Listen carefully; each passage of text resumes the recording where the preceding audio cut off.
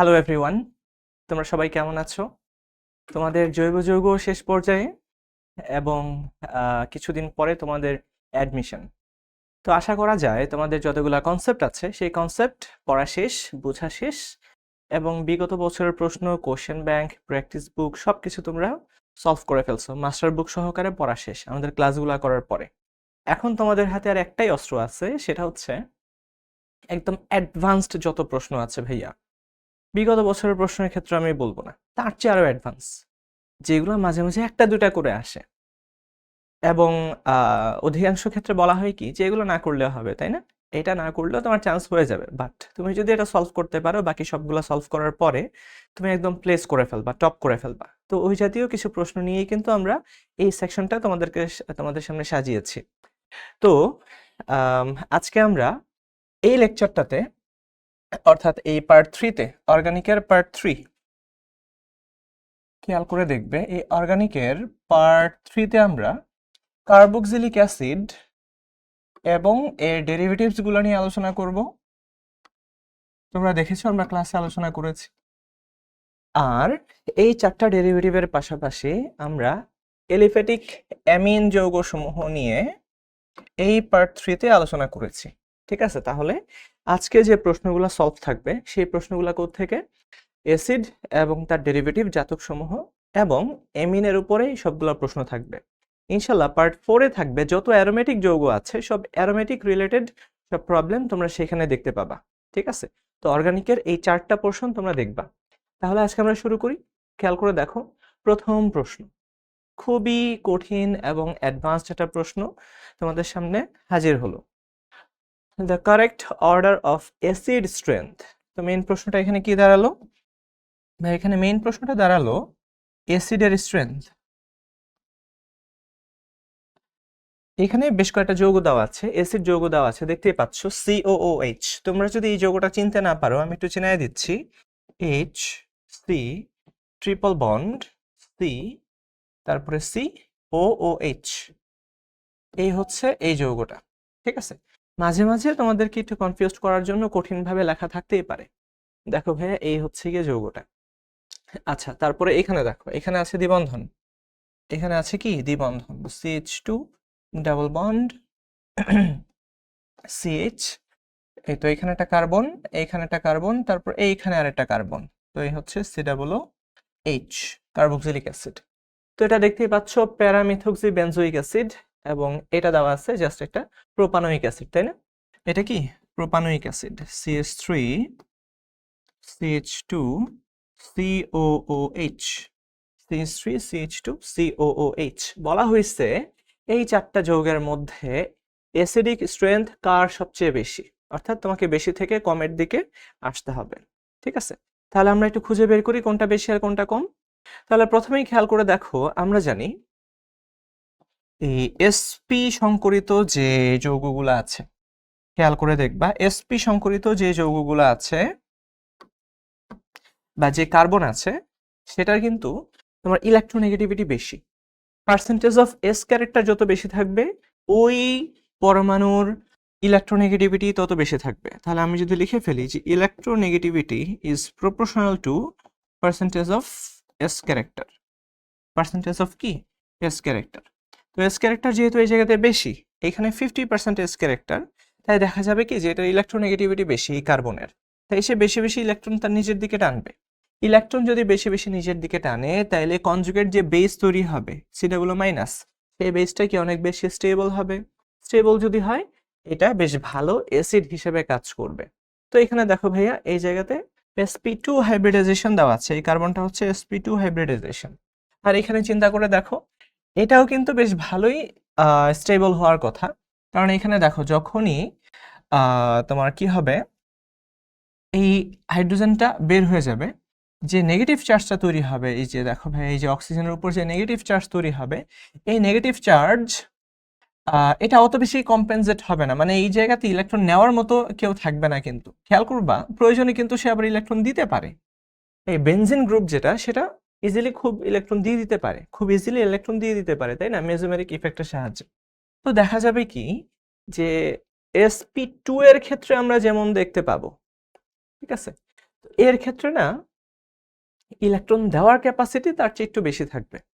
তো যদি দেওয়ার ক্যাপাসিটি বেশি থাকে, এই মাইনাস চার্জের উপরে কি হবে, নেগেটিভ চার্জটা, এই তো অক্সিজেনের উপরে যে নেগেটিভ চার্জটা আছে এটা আরো বেশি ডিস্টেবিলাইজড হয়ে যাবে। ডিস্টেবিলাইজড হয়ে গেলে এটার এটার কি হবে, এটার অম্লধর্মিতা আরো কমে যাবে। যাই হোক, তো আমরা দেখতেই পাবো 1 নাম্বারটা থাকবে সবার প্রথম। তো আমরা দেখি 1 নাম্বারটা সবার প্রথম কোথায় আছে। অ্যান্সার তো এখানে দেওয়াই আছে, সমস্যা নেই, আমরা ইয়ে করব, আমরা আলোচনা করব, ঠিক আছে, আলোচনা করে তোমাদেরকে বোঝাবো। এখানে বি নাম্বারটা আছে আর হচ্ছে ডি নাম্বারটা আছে। তো খেয়াল করে দেখো এখানে বি আর ডি এর মধ্যে পার্থক্য কোথায় চলে আসে, একের পরে 2 আছে আর একের পরে 3 আছে। তো প্রশ্ন হচ্ছে 2 আর 3 এর মধ্যে কোনটা বেশি অ্যাসিডিক। তো আমি যথেষ্ট প্রমাণ সহকারে বলেই দিলাম। এখানে দেখো আবার একটা অর্থপ্যারা নির্দেশক বা চক্র সক্রিয়কারী গ্রুপও আছে, সে কিন্তু ইলেকট্রন এখানে পুশ করবে, এই ইলেকট্রনটা যাবে এইখানে, এখান থেকে যাবে এইখানে। তো যখন ইলেকট্রন যাচ্ছে, ইলেকট্রন সে পুশ করতেছে, ঠিক আছে, পজিটিভ মেসোমেরিক ইফেক্ট তোমরা জানো এই অ্যালকাইল গ্রুপের যে পজিটিভ ইন্ডাকটিভ ইফেক্ট আছে তার চেয়ে শক্তিশালী। তো এই জন্য আমরা দেখতে পাই মেসোমেরিক ইফেক্টের মাধ্যমে সে ইলেকট্রন পুশ করে। ইলেকট্রন যদি দিয়ে দেয়, ওই ক্লাসটা কিন্তু আমি নিছি, তোমাদেরকে খেয়াল করে দেখো। তো ইলেকট্রন যদি সে পুশ করে তাহলে নেগেটিভ চার্জ বেড়ে যাবে, তার স্টেবিলিটি কমে যাবে, স্টেবিলিটি কমে গেলে সে অম্লধর্মী হিসেবে কাজ করতে পারবে না, সে আর অম্লধর্মী হতে পারবে না। তো এটা যদি দেওয়া থাকে তাহলে তোমরা আশা করি বুঝতে পারবা। তার মানে অবশ্যই 3 এর চেয়ে 2 বেশি শক্তিশালী অম্ল হবে। তো 3 এর চেয়ে যদি 2 বেশি শক্তিশালী অম্ল হয় তো আর ডি হবে না। এলিমিনেশন প্রসেসে আমরা চলে গেলাম বি এর কাছে, ঠিক আছে। তারপরে আমরা সামনে আগাই। The compound that does not liberate carbon dioxide on treatment with aqueous sodium bicarbonate.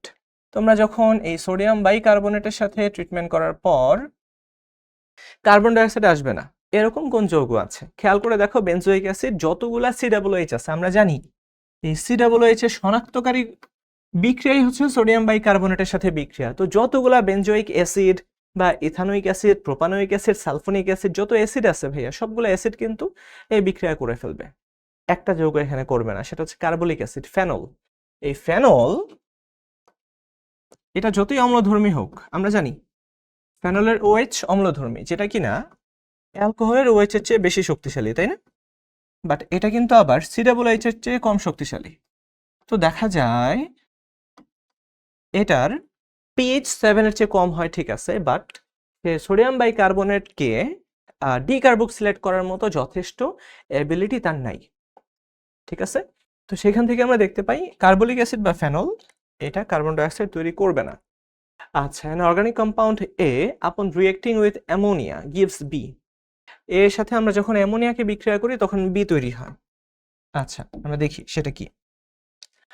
On heating আমরা যখন বি কে হিট করি তখন সি তৈরি হয়, মানে তৈরি হতেই আছে কোনো কিছু, আমরা কোনো কুলকিনারা পাচ্ছি না।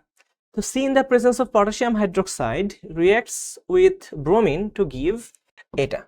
তাহলে আই থিঙ্ক আমরা এখান থেকে যাত্রা শুরু করতে পারি। খেয়াল করে দেখবা যেহেতু একদম সর্বশেষ যৌগটা দেওয়া আছে সেটা কোনটা, CH3 CH2 NH2, হ্যাঁ এটা দেওয়া আছে। তো এটা আমরা কোত্থেকে পাইছি, এটা পাইছি হচ্ছে এই সি যৌগ থেকে, সি যৌগ থেকে, ঠিক আছে। আর সি যৌগটা কি করে, ব্রোমিনের সাথে বিক্রিয়া করে পটাশিয়াম হাইড্রোক্সাইডের উপস্থিতিতে, পটাশিয়াম হাইড্রোক্সাইডের উপস্থিতিতে, ঠিক আছে। তো আমরা দেখতে পাচ্ছি ব্রোমিন আর পটাশিয়াম হাইড্রোক্সাইডের উপস্থিতিতে আসলে কে বিক্রিয়া দেয়, কে বিক্রিয়া দিয়ে অ্যামিন তৈরি করে, অবশ্যই অ্যামাইড, তাই না, হফম্যান ক্ষুদ্রাংশকরণ বিক্রিয়া। তো অ্যামাইড অবশ্যই বিক্রিয়াটা দিবে। তো এখানে যেহেতু কার্বন আছে 2টা, তো সেখানে কার্বন থাকবে 3টা, CH3 CH2, এই তো CO NH2, CO NH2, ঠিক আছে। তো এই COটাই কিন্তু ভ্যানিশ হয়ে গেছিল, ভ্যানিশ হয়ে NH2টা এই CH2 এর সাথে যুক্ত হয়েছে, বোঝা গেল? আচ্ছা, তো আমরা সি যৌগটা পেয়ে গেছি। তো সি যৌগ কোত্থেকে পাবো, সি যৌগটা পাইছে হচ্ছে বি থেকে। তো এই বিটা আমরা কোত্থেকে পাইছি, এটাকে আমরা যখন অ্যামোনিয়ার সাথে বিক্রিয়া করছি তাপ দেওয়ার মাধ্যমে, তখন আমরা এই এই বি যৌগটা পাইছি। তাহলে আমরা দেখে ফেলি সেটা কি ছিল, সেটা ছিল হচ্ছে এই তো একটা CH3 CH2 COOH, বোঝা গেল? বোঝা গেল কিনা? এটা হচ্ছে আমাদের এ যৌগ, যাকে অ্যামোনিয়ার সাথে বিক্রিয়া দেওয়ার কারণে একটা অ্যামাইড যৌগ তৈরি হয়েছে। এটা আমাদের বি যৌগ তৈরি হয়েছে। আচ্ছা, তারপরে এটাকে যখন আমরা হিট করলাম, এই হিট করার কারণে সি যৌগ তৈরি করছে, আর সি যৌগটাই হচ্ছে আমাদের কি আহ এই জিনিসটা তৈরি করলো, এই জিনিসটা তৈরি করলো। তার মানে আমরা আশা করি বুঝতে পারছি আমাদের এই যৌগটা ছিল একটা অ্যাসিড, অ্যাসিডকে আমরা অ্যামাইডে কনভার্ট করলাম উত্তপ্ত করে, তাই না? আসলে উত্তপ্ত করতে হবে, কিন্তু শুরুতে একটা লবণ তৈরি হয়। তোমরা সবাই জানো যে অ্যাসিডের সাথে যখন তুমি অ্যামোনিয়ার বিক্রিয়া করবা তখন এরকম অ্যামোনিয়াম প্রোপানয়েট, এই বিক্রিয়াটা আমি দেখাইছি কিনা আমার মনে পড়ছে না। এই অ্যামোনিয়াম প্রোপানয়েট নামে একটা লবণ তৈরি হয়। তো এই লবণটাকে যখন আমরা উত্তপ্ত করি তখন যে অ্যামাইড তৈরি হয়, বুঝা গেল? এখান থেকে এখনো পানি অপসারিত হয়ে অ্যামাইড তৈরি হয়। তো এটা কি বুঝাইছে? তো আমরা বলে দিই, এটা হচ্ছে আমাদের বি যৌগ, এটা হচ্ছে আমাদের সি যৌগ, এটা হচ্ছে আমাদের কি সি যৌগ, আর এই হচ্ছে আমাদের ডি, যেটা বলা আছে। তাই হোপ তোমরা এটা বুঝতে পারছো। তো তোমাদেরকে কিন্তু এরকম রেট্রোসিনথেটিক পাথওয়েতে আগাইতে হবে, এটাকে আমরা রেট্রোসিনথেসিস বলে ফেলতে পারি, যে আমরা অ্যান্সারটা জানি, এই অ্যান্সারটা দেখে দেখে আমরা প্রিভিয়াস যৌগগুলো খুঁজে বের করলাম। আচ্ছা, তারপরে দেখো, the compound that undergoes decarboxylation must readily most readily, মানে সবচেয়ে সহজে, readily মানে কি সবচেয়ে সহজে, তাই না? বা ইজিলি, সবচেয়ে ইজিলি যেটা ডিকার্বক্সিলেশনের মধ্য দিয়ে যায় সেটা আসলে কি, সেই যৌগটা কোনটা? খেয়াল করে দেখবা, ডিকার্বক্সিলেশন মানে কি, যে এখানে কার্বক্সিল গ্রুপটা ডিলিট হয়ে যাবে, তাই না? এখানে কি কি যৌগ আছে ভাইয়ারা একটু মনোযোগ দিয়ে দেখো, আশা করি তোমরা এই স্ট্রাকচারগুলো দেখতে পাচ্ছ ক্লিয়ারলি। এখানে CH2COOH আছে, এখানে COOH আছে। তো এই COOH ইজিলি যাবে, নাকি এটা যাবে, নাকি এটা যাবে, নাকি কোনটা যাবে? সহজ কথায়, কোন COOH সবার আগে বেরোবে? তো এখানে অবশ্যই একটা লজিক ছাড়া কিন্তু তুমি অ্যান্সার করতে পারবে না, ঠিক আছে? তো তোমরা জানো যখন এই COOHটা বের হবে তখন এই জায়গাতে কিন্তু একটা নেগেটিভ চার্জ তৈরি হয়, একটু খেয়াল করে দেখো ভাইয়ারা। আচ্ছা, এখানে আমরা বলে দিচ্ছি হচ্ছে এই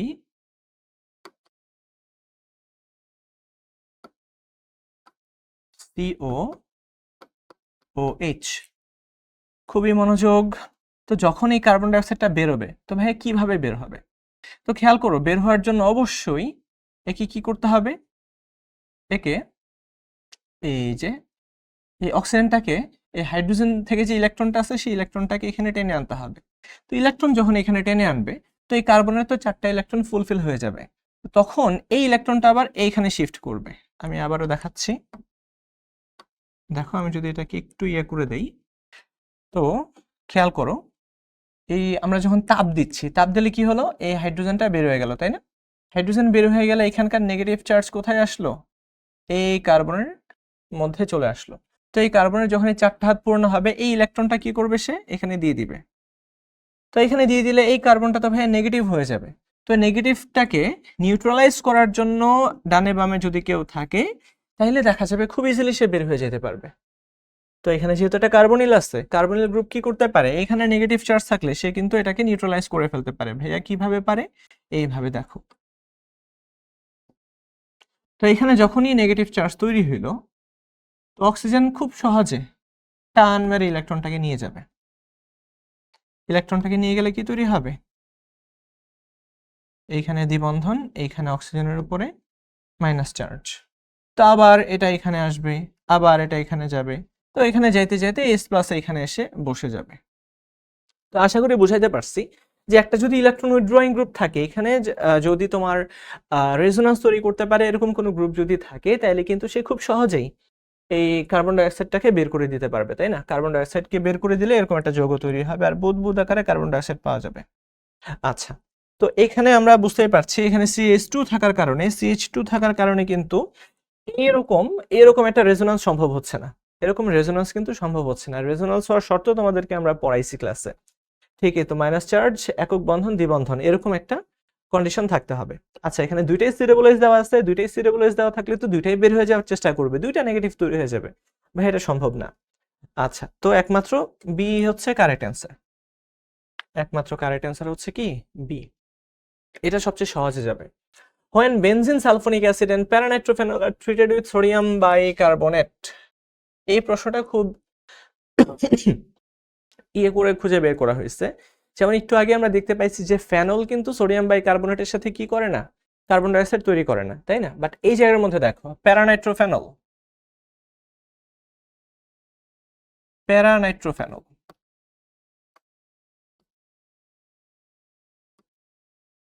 প্যারানাইট্রোফেনল ভাইয়া এইটা কিন্তু সোডিয়াম বাইকার্বনেটের সাথে বিক্রিয়া করে এটাকে প্রশমিত করে দিতে পারে।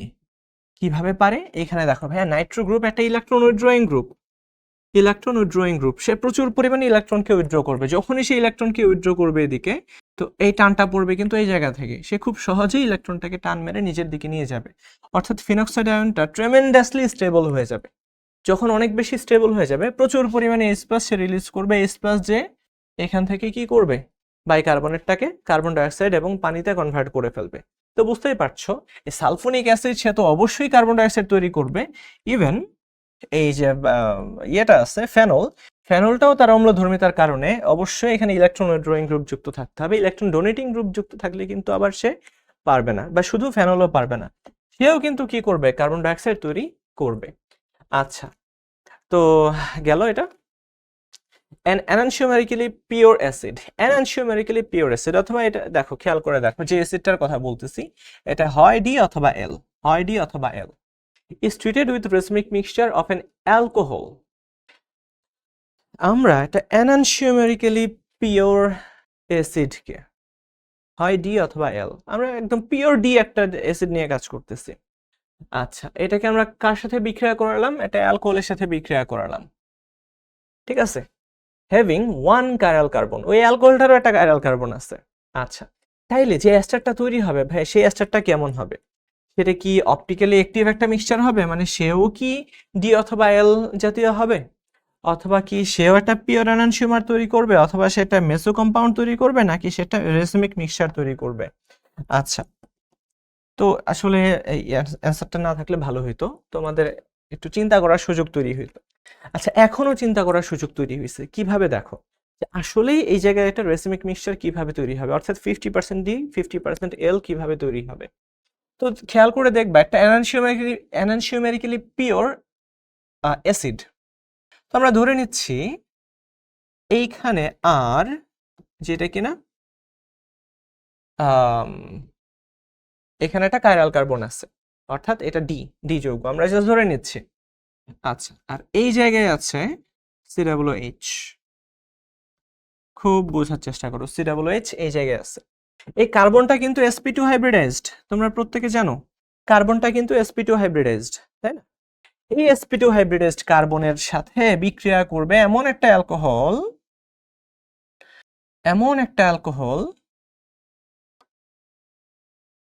যার মধ্যে যে আর আছে সে নিজেও অপটিক্যালি অ্যাক্টিভ। খুব মনোযোগ। এখন এই এস্টার তৈরি করার বিক্রিয়াটা কিভাবে যেন হয়, তোমাদেরকে আমরা অবশ্যই পড়াইছি।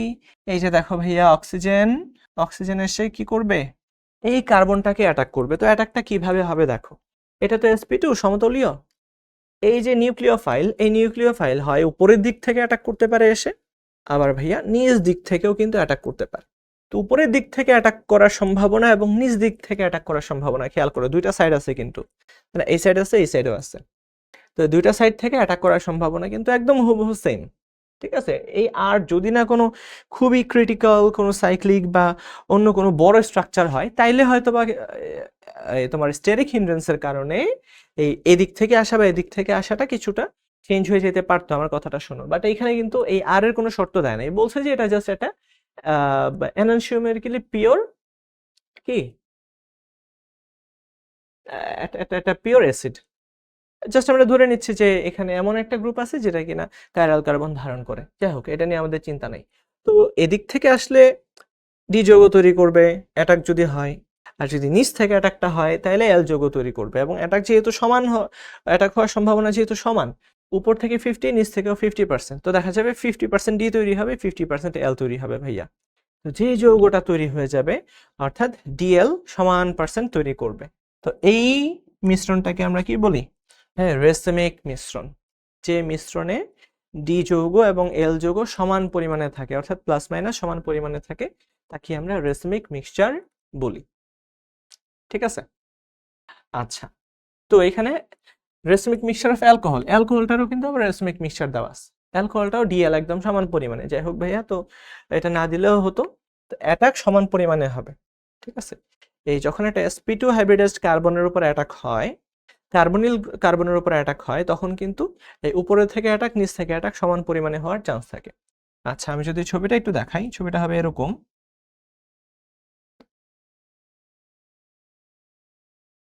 এরকম জাস্ট একটা সমতল চিন্তা করে নাও, এই সমতলের উপর দিক থেকে অ্যাটাক হতে পারে, মানে হচ্ছে এই ডান সাইড থেকে অ্যাটাক হতে পারে, আবার দেখো ভাইয়া এই বাম সাইড থেকেও কিন্তু অ্যাটাক হতে পারে। যদি এরকম একটা কাগজের মতো চিন্তা করো, এদিক থেকেও একটা নিউক্লিওফাইল আসতে পারে, এদিক থেকেও নিউক্লিওফাইলটা আসতে পারে। ঠিক আছে? তো এই চান্সটা কি একদম 50-50, তাই রেসমিক মিক্সচার তৈরি করবে।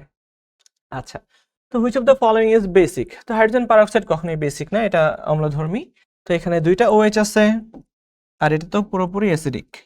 তো প্রশ্ন হচ্ছে অ্যালকোহল, হাইড্রোজেন পারঅক্সাইড, গ্লাইকোল আর অ্যাসিড, তিনটার মধ্যে সবচেয়ে বেশি বেসিক প্রপার্টি কার আছে? সবচেয়ে বেশি বেসিক প্রপার্টি আছে ভাইয়া অ্যালকোহলেরই আছে। কেন আছে খেয়াল করে দেখো। তো আমরা বলতে পারি CH3 CH2OH। তো আমরা জানি যারা বেজ হয় তারা লোন পেয়ার ডোনার, তারা কি হয়? লোন পেয়ার ডোনার হয়, তাই না?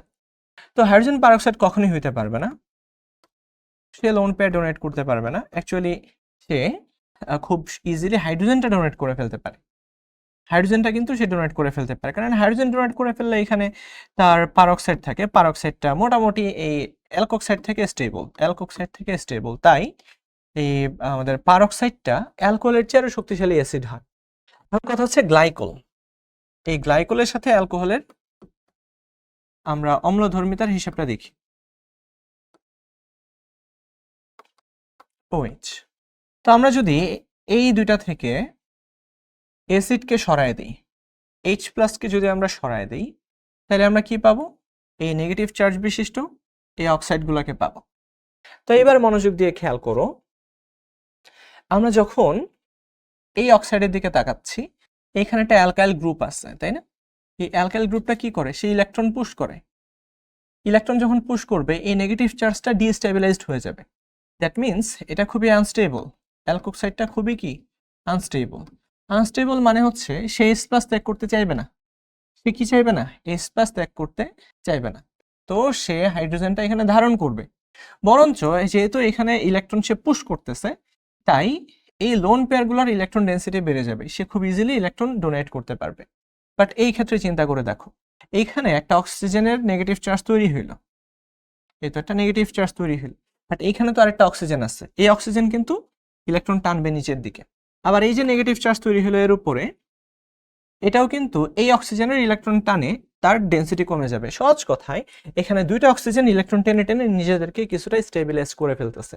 তো গ্লাইকোলের ক্ষেত্রে অম্লধর্মিতা দেখা যায় কি অ্যালকোহলের চেয়ে অনেক বেশি হয়, সে ইজিলি H+ ত্যাগ করতে পারে, কারণ যেটা তৈরি হবে পারঅক্সাইড, যে আয়নটা তৈরি হবে সেটা স্টেবল। আবার অন্যদিকে চিন্তা করলেও বুঝতে পারবো যে এটার কিন্তু ইলেকট্রনের ডেন্সিটি, লোন পেয়ার এর যে ডেন্সিটি সেটা কিন্তু কম, কারণ কি এই অক্সিজেন ইলেকট্রন টেনে লোন পেয়ারের ডেন্সিটি কমিয়ে দিবে, তাই সে লোন পেয়ার ডোনার হিসেবে কাজ করতে পারবে না। আশা করি বোঝা গেল। এই তো OH, এইখানে OH, বোঝা গেল? তো এখানে ইলেকট্রন কিন্তু উল্টা টানবে, এই অক্সিজেনের নেগেটিভ ইন্ডাকটিভ ইফেক্টের কারণে ইলেকট্রন বরঞ্চ টানবে আরো, তাই এদের মধ্যে অ্যালকোহলটাই সবচেয়ে বেশি বেসিক প্রপার্টি শো করবে। আচ্ছা, বেশ ভালো একটা বিক্রিয়া বলা হয়েছে। এই বিক্রিয়ার ফলে মেজর প্রোডাক্ট কোনটা তৈরি হবে? এখানে সবগুলোই তৈরি হওয়ার চান্স থাকবে মোটামুটি, বাট মেজর সবচেয়ে বেশি কোনটা তৈরি হবে এটা আমাদের খুঁজে বের করতে হবে। দেখো তোমাদের সামনে অ্যান্সার দেওয়া আছে, দ্যাট ডাজন্ট মিন যে এটাই কিভাবে হয়েছে সেটা আমরা বুঝতে পারবো, বোঝার জন্য পেছনকার আইডিয়াগুলো লাগবে।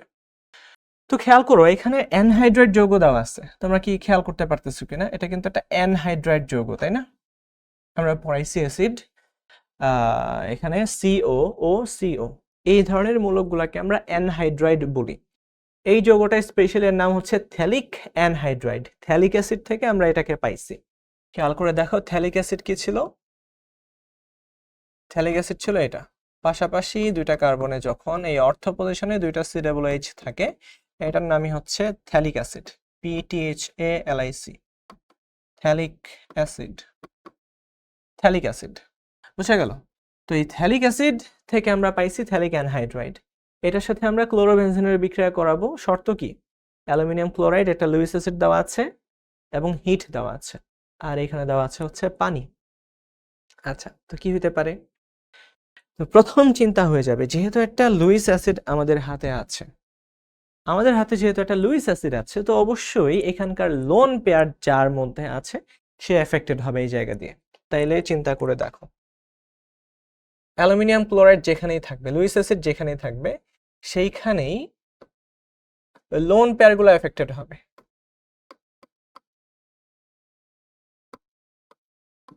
তো এই অক্সিজেনের মধ্যে কি আছে?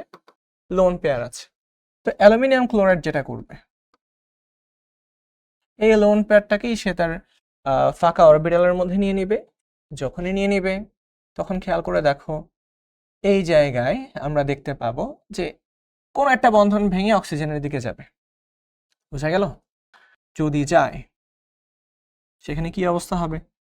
তো এখানে CO ও, এই তো অ্যালুমিনিয়াম ক্লোরাইড মাইনাস হয়ে গেল, আর এই জায়গাতে এই তো CO, এই কার্বনের মধ্যে কিন্তু প্লাস চার্জ, অর্থাৎ একটা ইলেকট্রোফাইল তৈরি হয়ে গেল, আর আমরা প্রত্যেকে জানি ইলেকট্রোফাইল যে বেনজিন গ্রুপকে অ্যাটাক করবে। তো এখানে দেওয়া আছে ক্লোরোবেনজিন, আর আমরা জানি এই ক্লোরোবেনজিন কিন্তু একটা অর্থপ্যারা, এই ক্লোরিনটা একটা অর্থপ্যারা নির্দেশক, তাই না?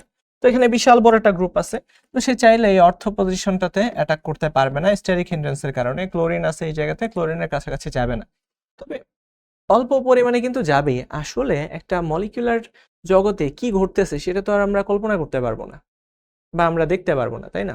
কল্পনা করতে পারবো, ঠিক আছে, হ্যাঁ, দেখতে পারবো না। তো এখানে সবগুলো ঘটনাই ঘটবে। তো এখানে এই অর্থ পজিশনেও যাবে, অল্প কিছু যাবে, বাট আমাদের মেজর প্রোডাক্টের কথা বলা হয়েছে। তো এখানে আছে কি? এই তো প্যারা অবস্থান। তো প্যারা অবস্থানের নেগেটিভ চার্জটাই কিন্তু এই পজিটিভ কার্বনটাকে অ্যাটাক করবে। তো যখনই অ্যাটাক করবে, তখন সিচুয়েশনটা কি দাঁড়াবে? সিচুয়েশন দাঁড়াচ্ছে আমাদের এই ক্লোরোবেনজিনটাকে আমি যদি এইখানে আঁকি, এইখানে আমি ক্লোরিনটাকে বললাম, আর এর মধ্যে সে জায়গা করে নিল,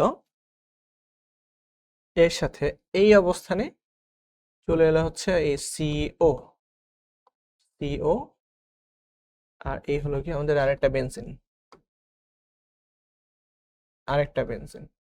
আর এর সাথে যুক্ত আছে কি COO মাইনাস, আর হচ্ছে এই অ্যালুমিনিয়াম ক্লোরাইড। তো এখানে দেওয়া আছে যে পানি। তো যখন এখানে পানি দিয়ে দিব, পানি দিয়ে দিলে কি হবে? অ্যালুমিনিয়াম ক্লোরাইডটা বের হয়ে যাবে, এখানে সিরাবুলাইজ তৈরি করে ফেলবে, তাই কি না? অক্সিজেন মাইনাস থেকে H+, মাইনাসের সাথে H+ এসে যুক্ত হবে। তাহলে খেয়াল করো, এরকম একটা যৌগ তৈরি হবে। বুঝতে পারছো কিনা? এরকম একটা যৌগ কোথায় আছে ভাই? এরকম একটা যৌগ এইখানে আছে। এই তো এই ক্লোরিনের প্যারা পজিশনে এসে অ্যাটাক করছিল, আর এখানে আছে আমাদের কার্বনিল গ্রুপ, এই তো একটা কার্বনিল গ্রুপ, আর এইখানে কি COOH, এখানে COOH। তো খেয়াল করে দেখো এটার সাথে মিলে কিনা। এই তো আমি একটু উল্টায় দেখাইছি, COO এখানে নিচে, আর উপরে হচ্ছে COOH। তো আশা করি তোমরা বুঝতে পারছো যে কিভাবে এই বিক্রিয়াটা সামনের দিকে প্রসিড করছিল। আচ্ছা, তো এখানে যে এই অ্যানহাইড্রেটটাও অ্যালুমিনিয়াম ক্লোরাইড দ্বারা আক্রান্ত হতে পারে, এটা বোঝানোর জন্য কিন্তু এই কোশ্চেনটাকে আনা হয়েছে। তো তোমাদেরকে জাস্ট আমাদের উদ্দেশ্য হচ্ছে ট্রেন আপ করা, তোমরা সামনে যে কোনো প্রশ্ন আসলে যাতে ভয় না পাও। আচ্ছা, ইনক্রিজিং অর্ডার অফ রিঅ্যাক্টিভিটি। তো আমরা দেখতে পাচ্ছি এখানে 4টা ডেরিভেটিভ আছে। এই অ্যাসিডের কি আছে? ডেরিভেটিভস আছে, তো অ্যাসিডের 4টা ডেরিভেটিভস তোমাদের সামনে দেওয়া আছে। এই 4টা ডেরিভেটিভের মধ্যে সবচেয়ে বেশি সক্রিয়কে, এটা ক্লাসে ডিরেক্ট পড়াইছি, তো ভাবলাম আবার কেন দিব, কিন্তু মনে হইলো যে প্র্যাকটিস করানো যাইতেই পারে। আমরা জানি সবার প্রথম অ্যাসিড হ্যালাইড সবচেয়ে বেশি সক্রিয়, তারপর হচ্ছে অ্যানহাইড্রাইড, তারপরে তোমাদের অ্যাস্টার, এবং সর্বশেষ অ্যামাইড, তাই না? তো CDBA সবচেয়ে বেশি সক্রিয়, CDBA, এই হচ্ছে অ্যান্সার। আচ্ছা, তারপর the major product obtained in the following reaction, এই বিক্রিয়ার মাধ্যমে আমরা মেজর কোন প্রোডাক্টটা পাবো এটা খুঁজে বের করতে হবে। তো আমরা খেয়াল করি, এখানে একটা অ্যাস্টার দেওয়া আছে, এখানে কার্বনিল গ্রুপ, এখানে 5 কার্বনের রিং এর সাথে আরেকটা কার্বনিল গ্রুপ, আর এখানে সোডিয়াম ইথক্সাইড দেখে কি মনে হয়? সোডিয়াম ইথক্সাইড দেখেই প্রথম যে কথাটা মনে চলে আসবে সেটা হচ্ছে ভাইয়া এই সোডিয়াম হাইড্রোক্সাইড এর সাথে হয়তো বা অ্যালকোহল দেওয়া আছে, ইথানল দেওয়া আছে। এই অ্যালকোহল থেকে আমরা কি করলাম? অ্যালকোহল থেকে একটা হাইড্রোজেনকে সরায়ে ইথক্সাইড তৈরি করে ফেললাম। এই তো ইথানলের হাইড্রোজেনটাকে সরায়ে কি করলাম? এটি ও মাইনাস করে ফেললাম। আর অ্যালকোহলের অক্সাইডগুলো তোমরা জানো খুবই সক্রিয় হয়ে থাকে, তাদের H+ গ্রহণ করার প্রবণতা মারাত্মক। তো সে যেখানেই ভাইয়া H+ কে পাবে, যেখানেই সে H+ পাবে সেখান থেকেই সে H+ কে নিবে, ঠিক আছে? তো কোন H+টাকে সে নিবে? H+ কিন্তু এখানে অনেকগুলো আছে, খেয়াল করে দেখো। তো এইখানে হাইড্রোজেন আছে, এইখানে হাইড্রোজেন আছে, এইখানে হাইড্রোজেন আছে, এইখানে হাইড্রোজেন আছে, এইখানেও হাইড্রোজেন আছে, এখানে অনেকগুলো হাইড্রোজেন আছে। এর মধ্যে আলফা হাইড্রোজেনকে কিন্তু সে সবচেয়ে বেশি পরিমাণে নিবে। তো আলফা হাইড্রোজেন এইখানে আছে, এইখানেও আলফা হাইড্রোজেন আছে, এইখানেও আছে, এইখানেও আছে। তো এই 4 ধরনের আলফা হাইড্রোজেনের মধ্যে সবচেয়ে ইজিলি বের হয়ে যেতে পারে কোনটা, এটা একটু খুঁজে বের করতে হবে।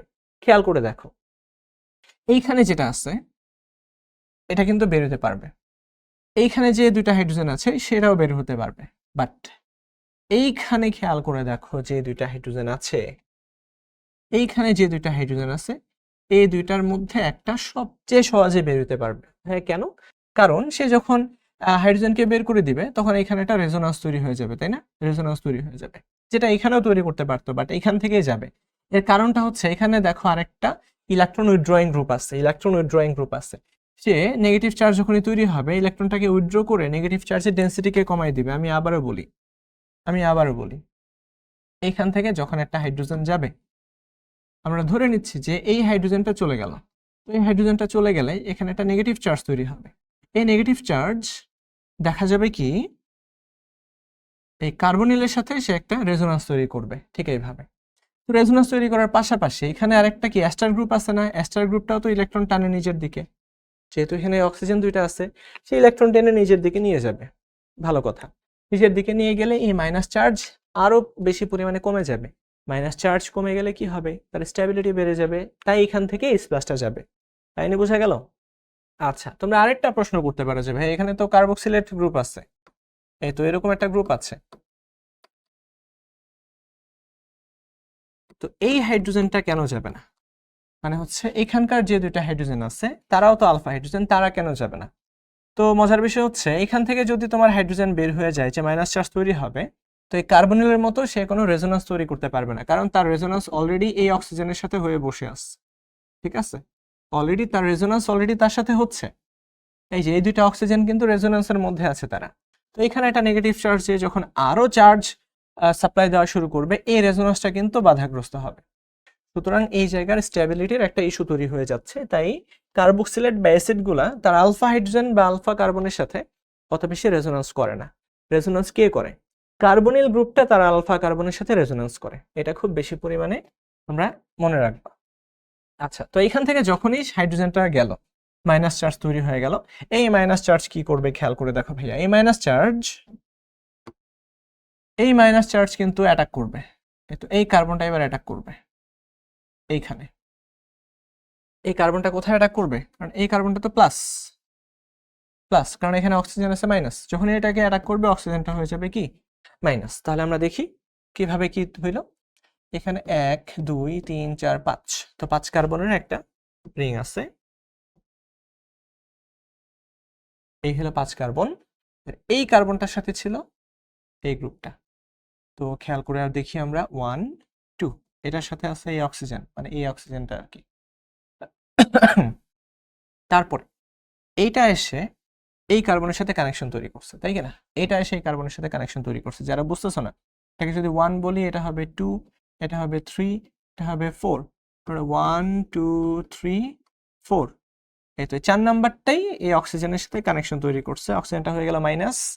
আর এই মাইনাসটা কি হয়ে যাবে, একটা H প্লাসকে নিয়ে নেবে, কারণ যে H প্লাস এটা বের করে নিয়ে গেছিল,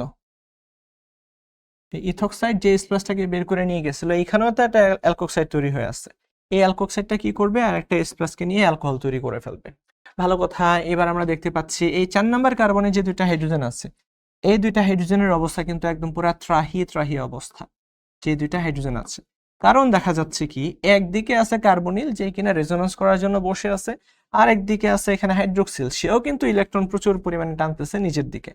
তো যেটা দেখা যাবে, আমি যখন এখানে উত্তপ্ত করব, এই যে এখানে হিট দেওয়া আছে, যখনই আমি উত্তপ্ত করব, উত্তপ্ত করলে এখান থেকে হাইড্রোজেন খুব ইজিলি বের হয়ে যাবে, এখান থেকে হাইড্রোক্সিলটাও বের হয়ে যাবে। হাইড্রোক্সিল ইলেকট্রন নিয়ে বের হবে, আমি একটু সায়েন্টিফিক্যালি দেখাই, হাইড্রোক্সিলটা ইলেকট্রন নিয়ে বের হবে, আর হাইড্রোজেনের একটা ইলেকট্রন এইখানে আসবে। তো যদি আসে, অবস্থা হবে এরকম, এইখানে একটা দ্বিবন্ধন আর এইখানে আরেকটা দ্বিবন্ধন। আর বাই দ্য ওয়ে, এই যে 4 নাম্বার কার্বনটা আছে, 4 নাম্বার কার্বনের সাথে কিন্তু একটা ইথাইল কার্বক্সিলেট, এটা অলরেডি যুক্ত ছিল, যেটা আমি হাইড্রোজেন দিয়ে দেখাইছিলাম। তো এখানে আমি দেখাই দিচ্ছি CO2 ET। তো আশা করি বোঝা যাচ্ছে। এই এখানে কোন যৌগটার সাথে মিলে যাচ্ছে, এই তো এই বি যৌগটার সাথে মিলে যাচ্ছে। দেখো বিক্রিয়া কিভাবে হয়। তো যৌগ দেখে তোমাদেরকে বুঝতে হবে যে কিভাবে এই ইলেকট্রনগুলো একটার সাথে আরেকটা কাউন্টার করে, একটার সাথে আরেকটা সংঘর্ষ করে। ঠিক আছে, এই অ্যাটাকগুলো দেখাইতে হবে, এই যে অ্যারো পুশিং গুলা দেখাইতে হবে। অ্যারোগুলা কি করতেছে, পুশ করতেছে না। ইলেকট্রনের অ্যারো পুশিং দেখানোই কিন্তু জৈব যৌগের মেকানিজম শেখার সবচেয়ে গুরুত্বপূর্ণ ওয়ে। আচ্ছা, তারপর আমরা সামনে আগাই। সামনে, the decreasing order of is of alkaline hydrolysis, মানে হাইড্রোলাইসিস করার সবচেয়ে সহজ পদ্ধতি কি। তো আমরা দেখতে পাবো যে হাইড্রোলাইসিস করতে গেলে আমরা জানি এস্টারকে যখন আমরা হাইড্রোলাইসিস করি আর COR প্রাইম, তো এস্টারকে হাইড্রোলাইসিস করলে ঘটনা কি ঘটে, ঘটনা ঘটে হচ্ছে এটা OR প্রাইম। তো যখন একটা অ্যালকালাইন হাইড্রোলাইসিস হবে, শুরুতে এই OH মাইনাস এসে এই কার্বনটাকে অ্যাটাক করবে, অ্যাটাক করলে তখনই এটা বের হবে। বুঝা গেল? তার মানে আমরা দেখতে পাবো এই কার্বক্সিলেটের কার্বনে যত বেশি পজিটিভ চার্জ বিরাজ করছে, এই কার্বক্সিলেটের কার্বনে যত বেশি পজিটিভ চার্জ থাকবে, দেখা যাবে এই হাইড্রোক্সিলটা এই কার্বনটাকে তত সহজে এসে অ্যাটাক করতে পারবে। তো এখানে আমরা দেখতে পাবো ইলেকট্রন উইথড্রয়িং গ্রুপ যখন যুক্ত থাকবে, তখনই কিন্তু সেই ইলেকট্রন টান দিবে। ইলেকট্রন টান দিলে এই কার্বনটা পজিটিভ অবস্থায় থাকবে।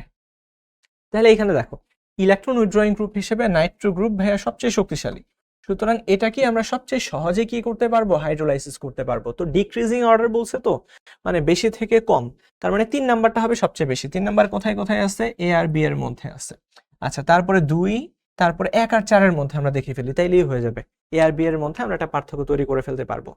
তো 3 এর পরে 2 হবে, বোঝাই যাচ্ছে, কারণ ক্লোরিন কিন্তু একজোড়া লোন পেয়ার দিলেও তার কিন্তু নেগেটিভ ইন্ডাকটিভ ইফেক্ট আছে। আচ্ছা, ক্লোরিন কিন্তু নিচের দিকে ইলেকট্রন টানে, বাট মেসোমেরিক ইফেক্টও আছে, তোমরা জানো। তো প্লাস এম ইফেক্টটা, এই প্লাস এম ইফেক্ট থাকার কারণে সে অর্থপ্যারা হয়, বাট তার মাইনাস আই ইফেক্টটা কিন্তু বেশি শক্তিশালী। এটা একটা উল্লেখযোগ্য দিক। আচ্ছা, যাই হোক, এটা হবে 1 নাম্বার, এটা হবে 2 নাম্বার।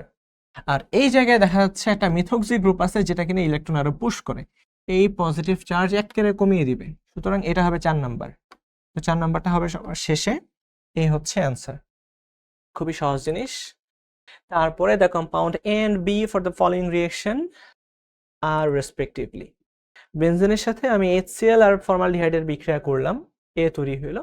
তারপরে AgCN সিলভার সায়ানাইড দিয়ে বিক্রিয়া করছি, খেয়াল করো, তোমরা অ্যালকাইল হ্যালাইডে পড়ছো কিন্তু এটা, সেখান থেকে B তৈরি হইলো।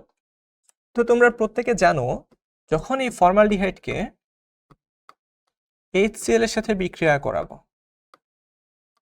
এটাকে যখন আমরা HCl এর সাথে বিক্রিয়া করাবো, খুব মনোযোগ, অক্সিজেনের লোন পেয়ারটা আছে, লোন পেয়ার দিয়ে কিন্তু সেই H+ কে ধরবে। মুক্ত প্রোটন যারা আছে অবশ্যই প্রোটনকে সে ধরবেই। তো প্রোটনকে যখন ধরবে এই যে ইলেকট্রন তার দিকে মুভ করবে, যখন মুভ করবে কার্বন কিন্তু ভাইয়া পজিটিভ হয়ে যাবে, এই পজিটিভের কাছে নেগেটিভ ক্লোরিনটা যাবে।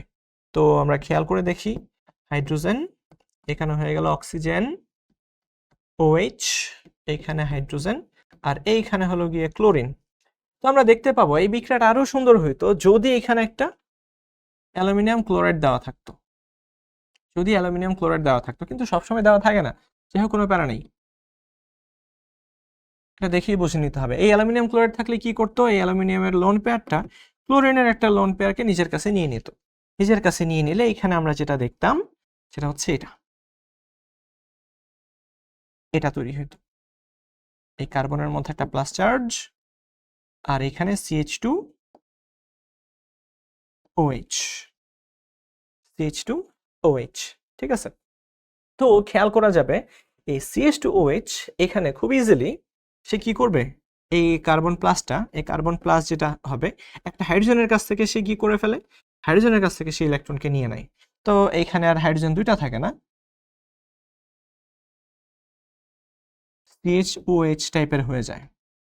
তো যাই হোক, আলটিমেটলি এইখানে কার্বন পজিটিভটা কি করবে, বেনজিনের সাথে অ্যাটাক করবে, এই বেনজিনকে অ্যাটাক করবে।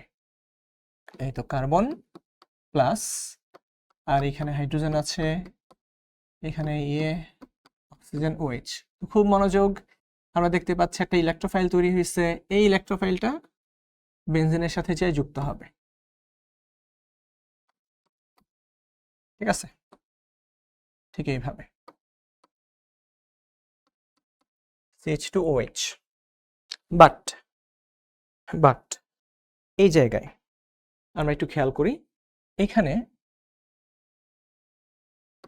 এটা তৈরি হয় ফরমাইল গ্রুপ, যেটাকে আমরা বলি, এই ফরমাইল গ্রুপটা তৈরি হয়।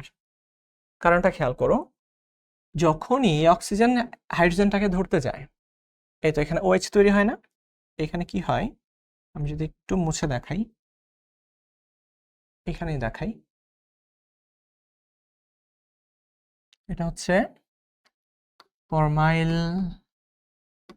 অ্যালডিহাইড, আর এখানে আমাদের H+Cl-। তো এটা H+টাকে ধরলো, ঠিক আছে, ধরে এরকম হওয়ার ট্রাই করে, ক্লোরিন তো একটা ক্লোরিন হচ্ছে তোমার লিভিং গ্রুপ, সে খুব ইজিলি লিভ নেয়, যখনই সে লিভ নেয় তখনই দেখা যায় কি এটা আবার এখানে এসে মুভ করে, এখানে মুভ করার সাথে সাথে তখন আরেকটা হাইড্রোজেনও মুভ করে, HCl। এটা এই জিনিসটা আমরা যেটা বলবো, এটা নিজেও একটা লুইস অ্যাসিডের মতো কাজ করে ফেলে। তো তখন এই সিচুয়েশনটা তৈরি হয়, এই ফরমাইল গ্রুপটা তৈরি হয়, এইটা আর তৈরি হওয়ার সুযোগ পায় না, এটা তৈরি হওয়ার সুযোগ পায় না। তাহলে আমি আরেকবার বোঝায় বলতেছি,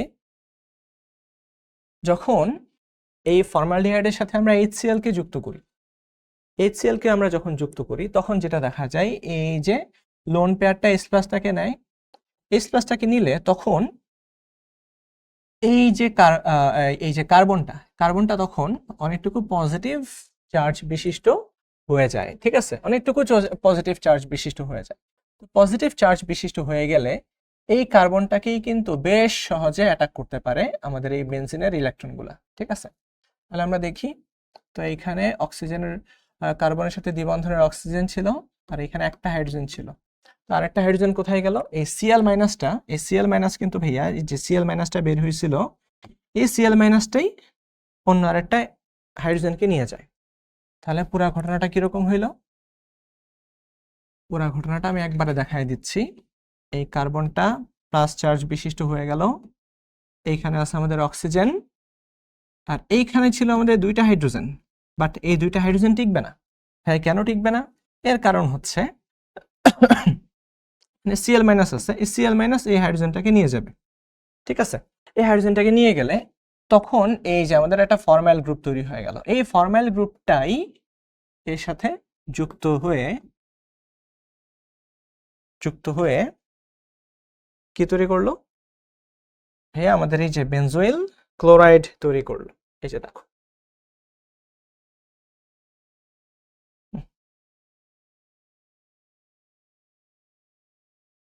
হুম,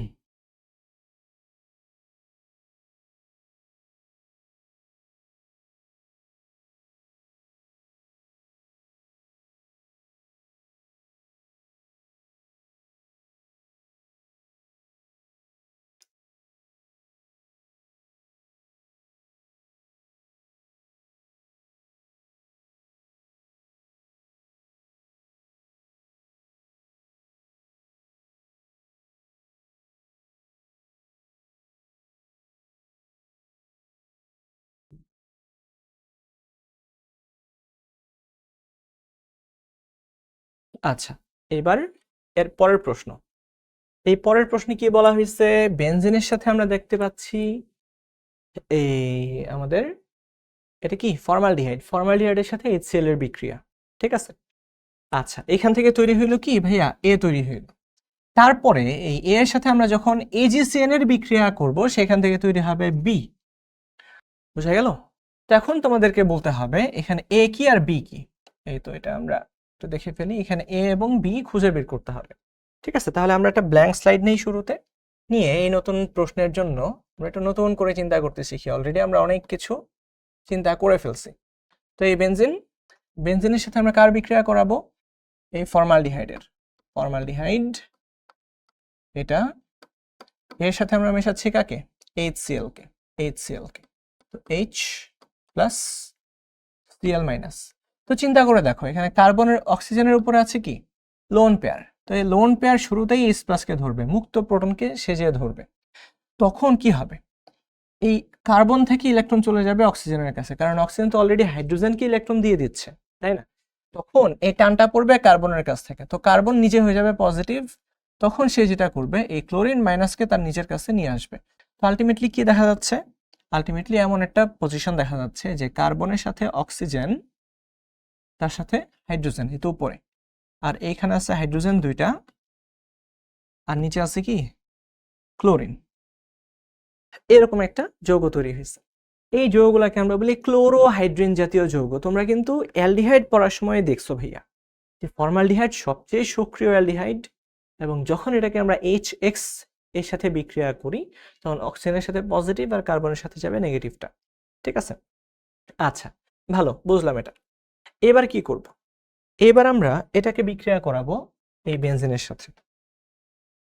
কার সাথে বিক্রিয়া করাবো, বেনজিনের সাথে। তো এখন এই বেনজিনটা দেখতে পাচ্ছে এই কার্বনটার উপরে না অনেক অনেক অনেক অনেক পজিটিভ চার্জ, কারণ এখানে ক্লোরিন আছে, এখানে আছে OH, ক্লোরিন আছে আর OH আছে, তাই না। তো এই কার্বন থেকে অনেক পরিমাণে নিয়ে যাচ্ছে, অনেক পরিমাণে ইলেকট্রন টেনে নিয়ে যাচ্ছে সবাই। তো তখন এসে এই বেনজিনটা অ্যাটাক করবে এই কার্বনের উপরে। তো বেনজিন যখন কার্বনের উপরে অ্যাটাক করবে, তখন আমরা দেখতে পাবো এই যৌগের মধ্যে প্রচুর পরিমাণে, এই যৌগের মধ্যে কি আছে, প্রচুর পরিমাণে HCl আছে। এটাই হচ্ছে একটা ডিটারমাইনিং ফ্যাক্টর এই বিক্রিয়া থেকে কি তৈরি হবে। প্রচুর যেহেতু HCl আছে, দেখা যাবে কি যে তখন এই অক্সিজেনের উপর যে লোন পেয়ারগুলো আছে, সে যে আবার অন্য HCl এর H+ কে ধরবে। যদিও ক্লোরিন ভালো লিভিং গ্রুপ, তোমরা অনেকেই চিন্তা করতেছো হয়তো যে ভাই এখানে ক্লোরিন তো লিভিং গ্রুপ, ক্লোরিন খুব ইজিলি বের হয়ে যাবে, বাট খেয়াল করে দেখো এই সলিউশনের মধ্যে প্রচুর পরিমাণে H+ এবং Cl- আছে, তাই না। তো এই অক্সিজেনের যে লোন পেয়ার, সে কিন্তু H+ কে ধরে ফেলবে। যখন H+ কে ধরে ফেলবে, তখন খেয়াল করে দেখো, তখন হবে এই অবস্থা। এটা হচ্ছে বেনজিন। বেনজিনের এই কার্বনের সাথে যখন এই কার্বনের সংযোগ তৈরি হবে, তখন ক্লোরিনটা কিন্তু থেকে যাবে ভাইয়া। আর এই জায়গাতে যেটা হইলো, এই অক্সোনিয়াম আয়ন তৈরি হয়ে যাবে, অক্সোনিয়াম আয়ন, অর্থাৎ এই অক্সিজেনের লোন পেয়ারটা প্রচুর পরিমাণে অ্যাসিড যেখানে আছে, সেখানে লোন পেয়ার অবশ্যই অ্যাসিডকে ধরবে, তাই না। আচ্ছা, তো H+ কে ধরবে, তো H+ এই অক্সোনিয়াম আয়ন কি করবে, ইলেকট্রন নিয়ে বের হয়ে যাবে। তো তখন আর এই নেগেটিভ চার্জ থাকবে না, তখন এই নেগেটিভটা কি হয়ে যাবে, নিউট্রাল হয়ে যাবে। আলটিমেটলি আমরা দেখতে পাচ্ছি এখান থেকে তৈরি হয়ে গেল CH2Cl। তো এই যৌগটাকে আমরা কি বলি, এই যৌগটার নাম হলো বেনজাইল ক্লোরাইড। এটার নাম কি ভাইয়া, বেনজাইল ক্লোরাইড। আচ্ছা, এই বেনজাইল ক্লোরাইডটাকে যখন পরবর্তীতে আমরা AgCN এর সাথে বিক্রিয়া করাবো, AgCN, AgCN, তখন কি হবে?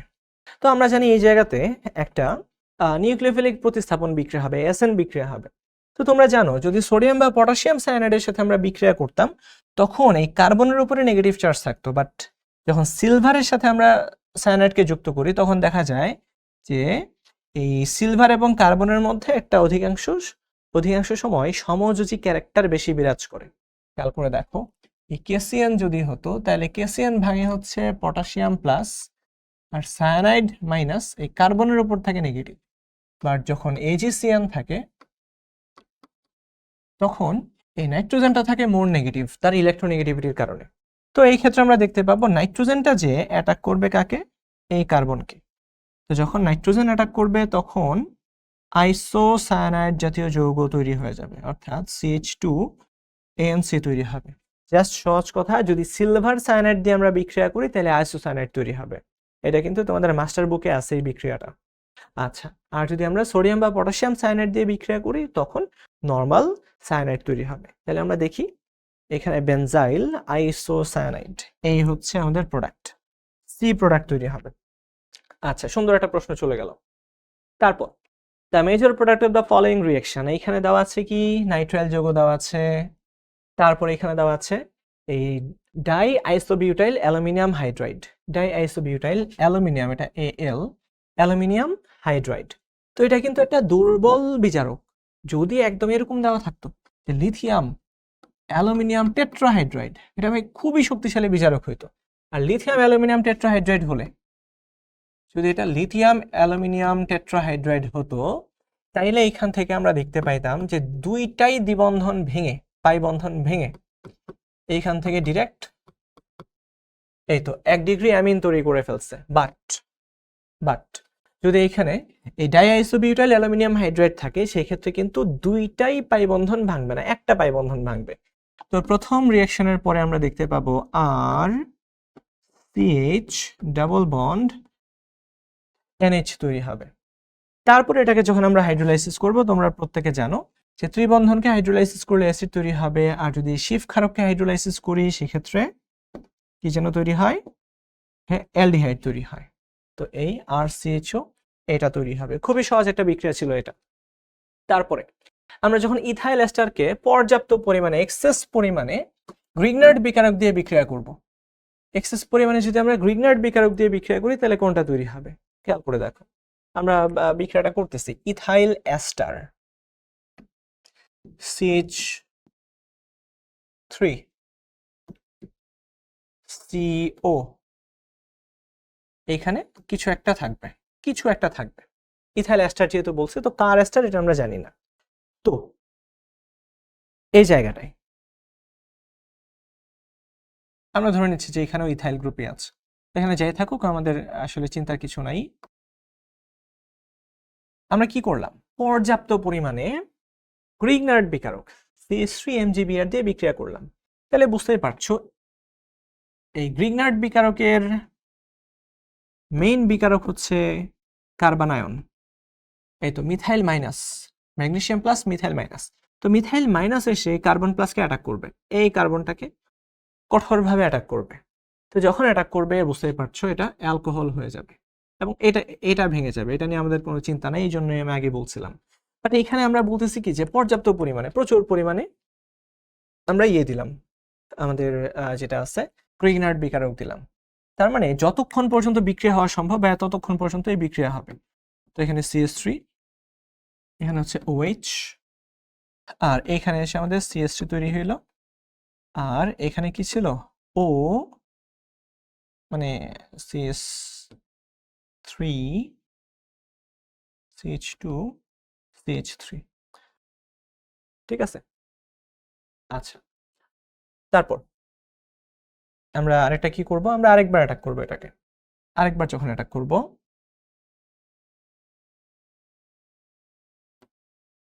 তো আসলে একটা কার্বনে দুইটা অক্সিজেন কখনোই স্টেবল হয় না, তাই না? যখনই অ্যাটাক করে দিলাম, অ্যাটাক করে দিব, তখন আমাদের এটা যাবে বের হয়ে। এটা যদি বের হয়ে যায় তাহলে আলটিমেটলি এদের থাকে কি? কার্বন, এইখানে CH3, এইখানে ViA CH3, এইখানে CH3, আর আরেকটা হচ্ছে গিয়ে OH। এটা 3টা CH3 থাকবে, একটা OH থাকবে। অর্থাৎ আমরা যখন অ্যাসিডকে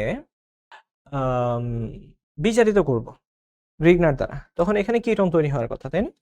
সেই কিটোন থেকে আমরা জানি পরবর্তীতে কি হয়, সেই কিটোন থেকে পরবর্তীতে 3 ডিগ্রি অ্যালকোহল তৈরি হয়।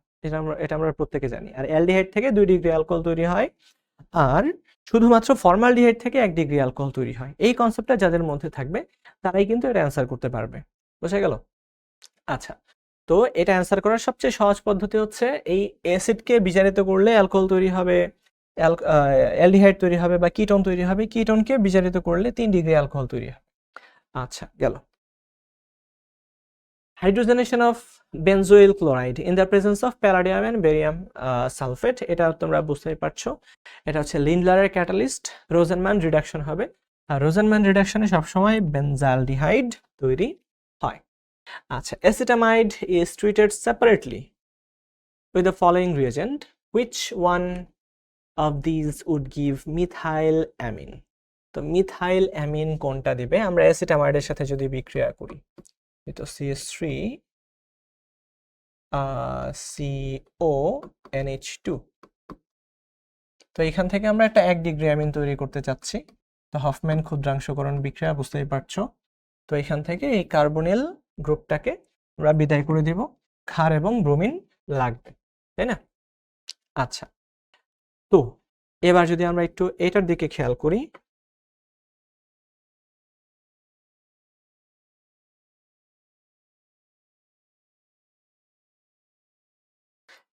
তাহলে এখানে বলা হয়েছে with reference to the scheme given which of the following statement about T, U, V and W is or are correct? এই তো এখানে টি দেওয়া আছে হচ্ছে এই যৌগটা, টি থেকে আমরা ইউ তৈরি করলাম, ইউকে আমরা ক্রোমিয়াম অক্সাইডের সাথে বিক্রিয়া করে ভি তৈরি করলাম, এই ইউকে আবার অ্যাসিটিক অ্যানহাইড্রেটের সাথে বিক্রিয়া করে ডাব্লিউ তৈরি করলাম। তাহলে প্রশ্ন হচ্ছে কোনটা সঠিক, এটা আমাদের একটু খুঁজে বের করতে হবে। আচ্ছা, তো প্রশ্ন হচ্ছে T is soluble in hot aqueous sodium hydroxide.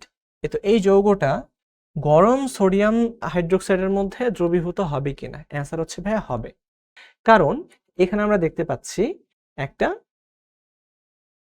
Ester group আছে, তাই না? তো COOR অ্যাস্টার গ্রুপ। আর অ্যাস্টার আমরা জানি অ্যাসিড বা ক্ষারের উপস্থিতিতে বিক্রিয়া করে হাইড্রোলাইসিস হয়ে যায়, অ্যাসিডের অ্যালকোহল তৈরি করে, সুতরাং এটা পানিতে দ্রবীভূত হয়ে যাবে। ঠিক আছে, এটা ইউ ইজ অপটিক্যালি অ্যাক্টিভ। তো টি থেকে যেটা ইউ তৈরি হইলো, এখানে কোনো ইয়ে দেওয়া নাই, এখানে কোনো শর্ত দেওয়া নাই যে টি থেকে যে ইউ তৈরি হইলো এটা কিভাবে তৈরি হইলো। আচ্ছা, তো এটা আমরা ধরে নিতে পারি, কি যে সোডিয়াম হাইড্রোক্সাইডের সাথে বিক্রিয়া করে সে ইউটা তৈরি করলো, অর্থাৎ অ্যালকোহল তৈরি করলো, অ্যাসিড এবং অ্যালকোহল তৈরি করলো। অ্যাসিড এবং অ্যালকোহল কিভাবে তৈরি করে দেখো, এই জায়গাতে ভেঙে যাবে, এই জায়গাতে ভেঙে গেলে তো ও মাইনাস তৈরি হবে। হ্যাঁ, এখানে হাইড্রোক্সিলটা যে ও মাইনাস তৈরি করবে, আর এইখানে হচ্ছে CH3, আর এই জায়গাতে CH2, আর এইখানে হচ্ছে আমাদের OH থাকবে। তো তো প্রশ্ন হচ্ছে এই যৌগটা অপটিক্যালি অ্যাক্টিভ হবে কিনা? তো এটা অপটিক্যালি অ্যাক্টিভ ভাইয়া হবে, কারণ এইখানে একটা ইয়ে দেওয়া আছে, এখানে কি দেওয়া আছে, একটা কাইরাল কার্বন আছে। তো কাইরাল কার্বন যদি থাকে এটা কি হবে, অপটিক্যালি অ্যাক্টিভ হবে। আচ্ছা, তো মলিকুলার ফর্মুলা অফ ডাব্লিউ, এই ডাব্লিউ এর মলিকুলার ফর্মুলা, তো এখানে ডাব্লিউ অ্যাসিটিক অ্যানহাইড্রাইড দিয়ে বিক্রিয়া করা হয়েছে। তো আমরা জানি অ্যাসিটিক অ্যানহাইড্রাইড এই অ্যালকোহলের সাথে বিক্রিয়া করে, এই OH এর সাথে বিক্রিয়া করে এখানে কি তৈরি করবে, আরেকটা অ্যাস্টার তৈরি করবে, তাই না?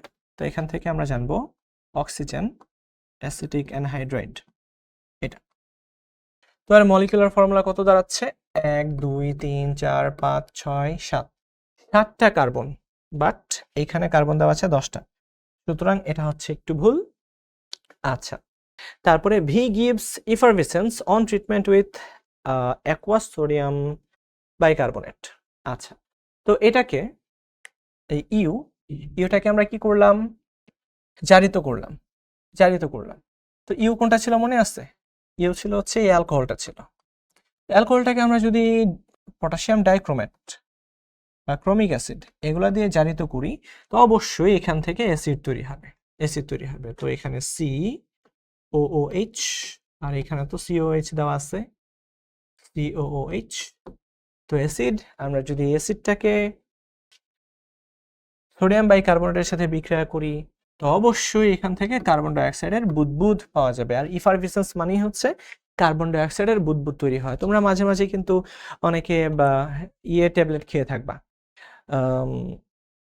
বিভিন্ন বা ভিটামিন সি বা ভিটামিন ই ট্যাবলেটগুলা, ঠিক আছে, যেগুলো পানিতে মেশালে একদম বুদবুদ করে একটা সলিউশন তৈরি হয়ে যায়, এদেরকে আমরা বলি ইফারভিসেন্ট ট্যাবলেট, ঠিক আছে। আচ্ছা, তারপরে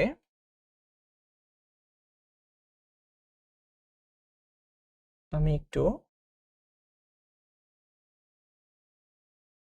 ডিরেক্ট চলে যাব হচ্ছে ইয়ের কাছে।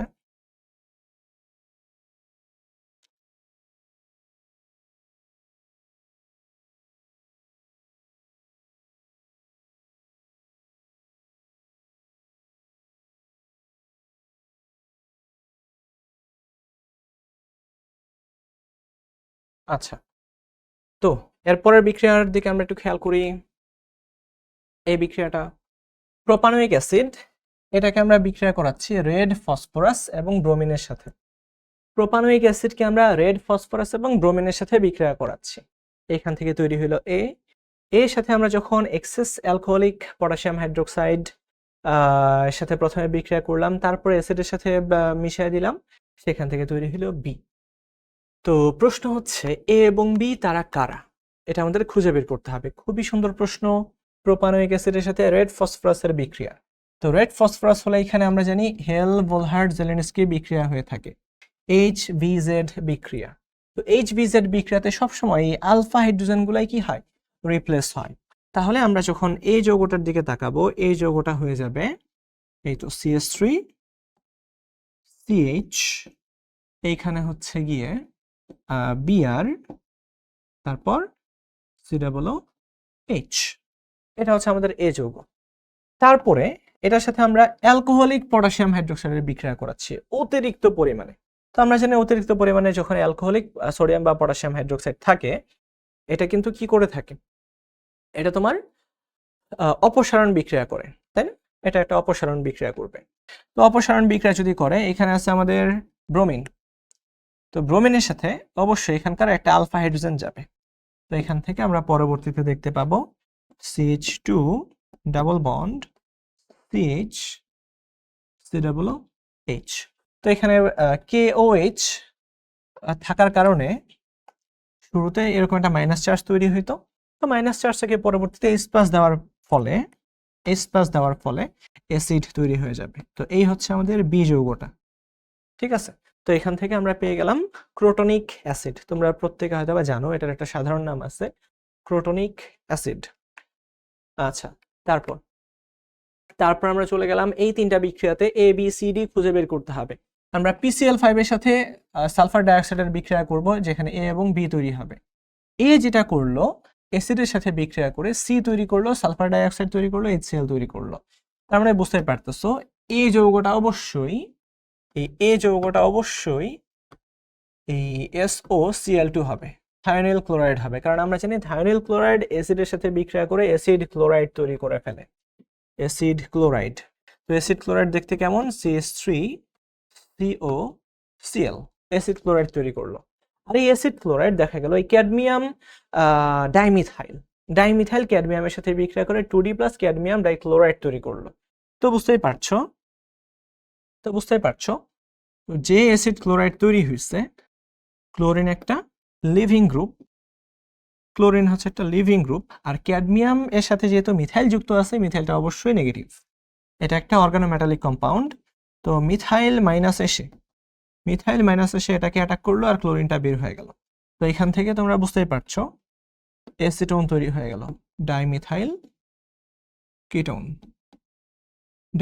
কিটোন বা অ্যাসিটোন। তো এই অ্যাসিটোনটাই হচ্ছে আমাদের ডি যৌগ। তো আমরা A, C এবং D খুঁজে বের করছি, তো আমাদের বিটা খুঁজে বের করতে হবে। তো PCl5 এর সাথে যখন SOCl2 তৈরি হবে, তো এখানে SO2 এর বিক্রিয়া হবে, তো আমরা দেখতে পাচ্ছি A হইল SOCl2 আর B হবে POCl3। ঠিক আছে, তো এখান থেকে এই PCl5 থেকে 2টা ক্লোরিন চলে গেল এর কাছে, সালফার ডাইঅক্সাইডের কাছে, আর তার থেকে একটা অক্সিজেন আসলো ফসফরাসের কাছে। তো এই POCl3, ফসফোনিল ক্লোরাইড। তারপর আমরা খুব শেষ পর্যায়ে চলে যাচ্ছি। How will you bring about the following conversion? Ethanoic acid to a mixture of methanoic acid and diphenyl ketone. আচ্ছা, তো এখানে আমরা একটা বিক্রিয়া করব। আমরা ইথানোইক অ্যাসিডকে শুরুতে আমরা মিথানোইক অ্যাসিডে কনভার্ট করব এবং সেই সাথে ডাইফিনাইল কিটোনে কনভার্ট করব। তাহলে আমরা একটু যৌগগুলো লিখে ফেলি। শুরুতে ইথানোইক অ্যাসিড, এখান থেকে আমরা একদম পুরো বোর্ড শেষে তৈরি করব হচ্ছে মিথানোইক অ্যাসিড, HCOOH, আর হচ্ছে ডাইফিনাইল কিটোন। এইখানে একটা ফিনাইল অর্থাৎ হচ্ছে বেনজিন, এইখানে আরেকটা ফিনাইল বা বেনজিন। আমরা তৈরি করব এটা থেকে এই দুইটা। আচ্ছা, তার জন্য আমরা কি কি কাজ করতে পারি তোমরা একটু চিন্তা করো। তো আশা করি তোমাদের চিন্তা করা ডান। এই জায়গাটায় আমরা এই ইথানোইক অ্যাসিড থেকে মিথানোইক অ্যাসিড তৈরি করব এবং ডাইফিনাইল কিটোন তৈরি করব। একটা কার্বনিল গ্রুপের দুই সাইডে দুইটা বেনজিন গ্রুপ যুক্ত থাকবে। তো এটা কিছুটা টাফ একটা প্রসেস, তো আমাদের কনভেনশনাল প্রসেসগুলোর মতো না এটা। তো আমরা কিভাবে এই কাজটা করতে পারি? তো দুইটাই কিন্তু কার্বনিল গ্রুপ তৈরি হয়েছে, বুঝতে পারতেছো? এর মধ্যে একটা অ্যাসিড আর একটা কিটোন। তো এখানে অবশ্যই আমরা হয়তো বা ওজনীকরণ বিক্রিয়া করছিলাম সর্বশেষ ধাপটা। তো সর্বশেষ ধাপে ওজনীকরণ হয়েছে। ওজনীকরণ করার জন্য তার আগের ধাপে আমাদের কি লাগতো? অবশ্যই সেখানে একটা অ্যালকিন প্রয়োজন ছিল। তো খেয়াল করে দেখো ভাই, একটা অ্যালকিন যদি আমরা এরকম অ্যালকিন তৈরি করতে পারি, অ্যালকিনটা হচ্ছে এরকম যে এক সাইডে থাকবে মাত্র একটা কার্বন, তো CH2, তো এখানে হচ্ছে ডাবল বন্ড, এইখানে একটা কার্বন, এর এক পাশে হচ্ছে একটা বেনজিন আর এক পাশে আরেকটা বেনজিন। তো এরকম হলেই তো এই দুইটা তৈরি হবে নাকি? মানে আমাদের একটা রেট্রোসিনথেটিক ওয়েতে চাইতে হবে ভাইয়া, যেটা অলরেডি বানানো আছে সেখান থেকে উল্টা পথে আসতে হবে, তা না হলে এই ধরনের সিনথেসিস দেখে আমাদের বোঝা একদমই অসম্ভব। ঠিক আছে, আচ্ছা, তো এই যৌগটা আমরা কিভাবে তৈরি করতে পারি? যেখানে দেওয়া আছে হচ্ছে আমাদের এরকম একটা অ্যাসিড, আচ্ছা অ্যাসিড দেওয়া আছে, তো অ্যাসিড থেকে আমরা সেইখানে কিভাবে যেতে পারি এটাই হচ্ছে চিন্তার বিষয়। আচ্ছা, তাহলে আমরা এখান থেকে কাজ শুরু করি। তো একটা অ্যাসিডকে কাজে লাগানোর জন্য, যে কোনো দিকে নেওয়ার জন্য আমাদের সবচেয়ে কার্যকর পন্থা হচ্ছে এটাকে আমরা অ্যাসিড হ্যালাইডে কনভার্ট করে দিব। অ্যাসিড হ্যালাইডে কনভার্ট করার জন্য ভালো ওয়ে হচ্ছে SOCl2 দিয়ে বিক্রিয়া করা। তাহলে এখান থেকে আমরা পেয়ে যাব CH3COCl, তো অ্যাসিড ক্লোরাইড তৈরি হয়ে গেল। আচ্ছা, যেহেতু এইখানে যেহেতু আমাদের দুইটা ফিনাইলকে আনতে হবে, আমরা একটা কাজ করি, এর সাথে আমরা যে কাজটা করব, আমরা বেনজিনের সাথে বিক্রিয়া করাই দিই। বেনজিন, এই তো বেনজিন, আর এখানে কি থাকবে? একটা লুইস অ্যাসিড থাকবে, তাই না? বেনজিনের সাথে বিক্রিয়া করানোর জন্য ভাইয়া লুইস অ্যাসিড প্রয়োজন অবশ্যই। তো এখান থেকে তৈরি হলো আমাদের অ্যাসিটোফেনন, এখান থেকে আমাদের অ্যাসিটোফেনন তৈরি হবে। আচ্ছা, হইল অ্যাসিটোফেনন। এইবার আমরা একটা লিড পেয়ে গেছি এখান থেকে ওইখানে যাওয়ার। কিভাবে লিডটা পাইছি খেয়াল করো। আমরা যদি এই কার্বনিলটাকে গ্রিগনার্ডের সাথে বিক্রিয়া করি তাহলে অ্যালকোহল তৈরি হবে, এবং সেইখানে আমরা আরেকটা পিএইচ কে নিয়ে আসতে পারবো। আরেকটা পিএইচ কে নিয়ে আসা জরুরি কিন্তু, কারণ আমাদের দুইটা পিএইচ লাগবে, আরেকটা বেনজিনকে আনতে হবে। তো তার জন্য আমরা বিক্রিয়া করি, আমরা এই ফিনাইল বা অ্যারাইল ম্যাগনেসিয়াম হ্যালাইডের সাথে বিক্রিয়া করি। এই তো গ্রিগনার্ড বিকারক। তাহলে কি তৈরি হলো? এটাকে আমি এবার পিএইচ দিয়ে লিখতে থাকবো, আর বড় করে এত বড় বেনজিন লিখবো না। তাহলে আমরা দেখতে পাচ্ছি এই কিটোনকে যখন আমরা বিজারণ করি তখন 3 ডিগ্রি অ্যালকোহল তৈরি হয়। তো এখানে নতুন করে একটা আসবে, ফিনাইল আসবে। আগে একটা ফিনাইল ছিল, আর এটা হয়ে যাবে কি? এটা হয়ে যাবে OH, আর আগে ছিল একটা CH3, এই তো আমরা কিন্তু অলরেডি কাছাকাছি চলে যাচ্ছি, তো এখানে আমরা দেখতে পাচ্ছি এমন একটা কার্বন আছে যার সাথে দুইটা বেনজিন যুক্ত। আচ্ছা, বেনজিন যদি যুক্ত থাকে তো অবশ্যই এখানে যদি একটা প্লাস চার্জ ক্রিয়েট হয়, খুবই মনোযোগ, এই জায়গায় যদি একটা পজিটিভ চার্জ তৈরি হয় তাহলে কিছুই হবে না, একটা পজিটিভ চার্জ তৈরি হলো, কারণ বেনজিন থেকে প্রচুর পরিমাণে ইলেকট্রন এসে এই প্লাস চার্জটাকে কি করে ফেলতে পারে, নিউট্রালাইজ করে ফেলতে পারে। তাই এই হাইড্রোক্সিল ভাইয়া খুব ইজিলি বের হয়ে যাবে, খুব ইজিলি এখানকার হাইড্রোক্সিলটা বের হয়ে যাবে। তো বের হয়ে যাওয়ার জন্য আমাদের কাজ কি করতে হবে, জাস্ট অল্প একটু অ্যাসিড মিশিয়ে উত্তপ্ত করলেই হয়ে যাবে। অ্যাসিড মিশিয়ে আমরা যখন উত্তপ্ত করব তখন দেখা যাবে এই হাইড্রোক্সিল যাবে আর এইখান থেকে একটা হাইড্রোজেনও চলে যেয়ে পানি তৈরি করবে। কখনোই হাইড্রোক্সিল একা বেরোবে না, আলফা কার্বন থেকে একটা হাইড্রোজেনকে নিয়েই পানি হিসেবে বের হবে। তো এই জায়গায় আমরা দেখতে পাবো যে দুইটা ফিনাইল আর এই কার্বনের সাথে এই কার্বনের CH2 তৈরি হয়ে গেল। আর এইখান থেকে আমরা যখন ওজোনীকরণ করে ফেলবো, অবশ্যই আমরা জিঙ্ক দিব না, জিঙ্ক দিলে কিন্তু অ্যাসিড তৈরি হবে না, ঠিক আছে। আমরা জিঙ্ক ছাড়া ওজোন দিব আর কি দিব, পানি দিব, দিলেই সেখানে মিথানোয়িক অ্যাসিড তৈরি হয়ে যাবে আর ডাইফিনাইল কিটোন তৈরি হয়ে যাবে, অর্থাৎ দ্বিবন্ধনের দুই পাশে ভেঙে যাবে। তো দেখো খুব সুন্দর একটা প্রসেস কিন্তু এটা ছিল। আচ্ছা, অনেক প্র্যাকটিস লাগবে। তারপর এটা আমরা এবার চলে গেলাম এলিফ্যাটিক কম্পাউন্ডস কন্টেইনিং নাইট্রোজেন, আমরা অ্যামিন যৌগে চলে গেলাম। আচ্ছা, হিন্সবার্গ রিয়েজেন্ট কোনটা তোমরা ভাইয়া সবাই জানো, benzene sulphonyl chloride, benzene sulphonyl SO2Cl, benzene sulphonyl ক্লোরাইডকে আমরা হিন্সবার্গ রিয়েজেন্ট বলি। আর এটার কাজ কি, এটার কাজ হচ্ছে ভাইয়া 1 ডিগ্রি 2 ডিগ্রি এবং 3 ডিগ্রি অ্যামিনের পার্থক্যকরণ। 1 ডিগ্রি 2 ডিগ্রি 3 ডিগ্রি অ্যামিনকে পার্থক্য করার জন্য কিন্তু আমরা এই হিন্সবার্গ রিয়েজেন্ট ব্যবহার করতে পারি। আচ্ছা, তারপর which of the following amines can be prepared by Gabriel Thalamide synthesis? Gabriel Thalamide synthesis খুবই কার্যকর একটা পদ্ধতি অ্যামিন তৈরি করার, যার মাধ্যমে আমরা অলওয়েজ 1 ডিগ্রি অ্যামিন তৈরি করতে পারি, অর্থাৎ N অ্যামিনগুলো তৈরি করতে পারবো, ঠিক আছে। ট্রাইইথাইল তো হচ্ছে বোঝাই যাচ্ছে 3 ডিগ্রি অ্যামিন, টারশিয়ারি বলা আছে ভাইয়া 3 ডিগ্রি অ্যামিন, এখানে নিওপেন্টাইল অ্যামাইন দেওয়া আছে, এটাও কিন্তু নিওপেন্টাইল অ্যামাইন যেহেতু বলা আছে ওটা আপাতত বাদ। তো অবশ্যই আমাদের N অ্যামিনগুলোর দিকে দেখতে হবে, 1 ডিগ্রি অ্যামিন। তো এটা কিভাবে তৈরি করা যায় আমরা যদি একটু খেয়াল করি, গ্যাব্রিয়েল থ্যালামাইড রিঅ্যাকশন। তো আগে আমাদের থ্যালামাইড তৈরি করতে হবে, আগে আমাদের কি করতে হবে, থ্যালামাইড তৈরি করতে হবে। তো থ্যালামাইড তৈরি করার জন্য আমরা থ্যালিক অ্যাসিডকে নিব, তাকে আমরা অ্যামোনিয়ার সাথে বিক্রিয়া করাবো উচ্চ তাপমাত্রায়। তো দেখা যাবে অ্যামোনিয়া থেকে 2টা হাইড্রোজেন যাবে আর অ্যাসিড থেকে 2টা OH যাবে, 2টা OH যে এখানে NH তৈরি করবে, এটার নামে কিন্তু ভাইয়া থ্যালামাইড, থ্যালিক অ্যাসিড থেকে থ্যালামাইড তৈরি হলো। আচ্ছা, বাই দ্য ওয়ে, তো এখানে আমরা কি করব, এবার আমরা একটু ক্ষার অ্যাড করব, ক্ষার, সোডিয়াম বা পটাশিয়াম হাইড্রোক্সাইড, ক্ষার দিয়ে দিলেই এই অ্যামোনিয়ার যে হাইড্রোজেনটা চলে যাবে, বের হয়ে যাবে। এই তো বেনজিন, তো এইখানে CO, এইখানে CO, এইখানে নাইট্রোজেনের উপর একটা মাইনাস চার্জ বসে আছে আর এখানে একটা পজিটিভ চলে আসলো। তো আমাদের কাজ হচ্ছে যে কোনো একটা অ্যালকাইল হ্যালাইডের সাথে বিক্রিয়া করা। তো এখানে যেহেতু বিউটাইল অ্যামিন আছে, আমরা যদি N বিউটাইল ক্লোরাইড বা ব্রোমাইডের সাথে বিক্রিয়া করি, তো বোঝাই যাচ্ছে এই নাইট্রোজেনের মাইনাসটা নিউক্লিওফাইল এই ব্রোমিনকে অ্যাটাক করবে, এই অ্যাটাকটা হয়ে যাবে কিন্তু একদম SN2 অ্যাটাক হবে। এখানে অ্যামাইড নাইট্রোজেন কিন্তু মাইনাস অবস্থায় আছে, খুবই স্ট্রং, তখন ব্রোমিনটা যাবে বের হয়ে, ব্রোমিন বের হয়ে গেলে কাহিনী শেষ।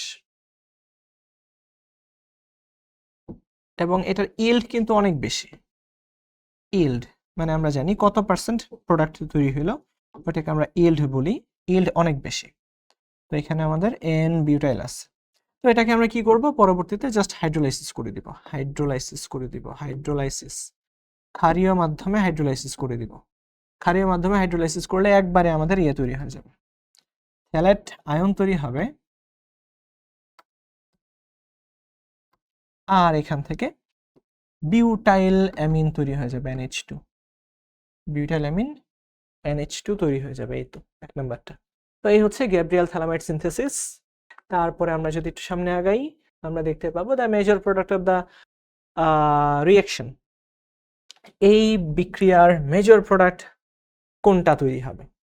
আচ্ছা, এটা একটু আমরা চিন্তা করে দেখি। কি ব্যাপার, যেগুলো দেওয়া আছে একটাও তো মনে হচ্ছে না। একটু পরিবর্তন আনতে হবে, একটু পরিবর্তন আনতে হবে, সেটা হচ্ছে এটা।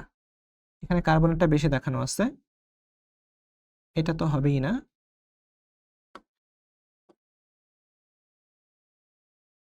এটা হবে। আচ্ছা, আমরা দেখি এটা কিভাবে তৈরি হয়। খুবই সুন্দর বিক্রিয়া।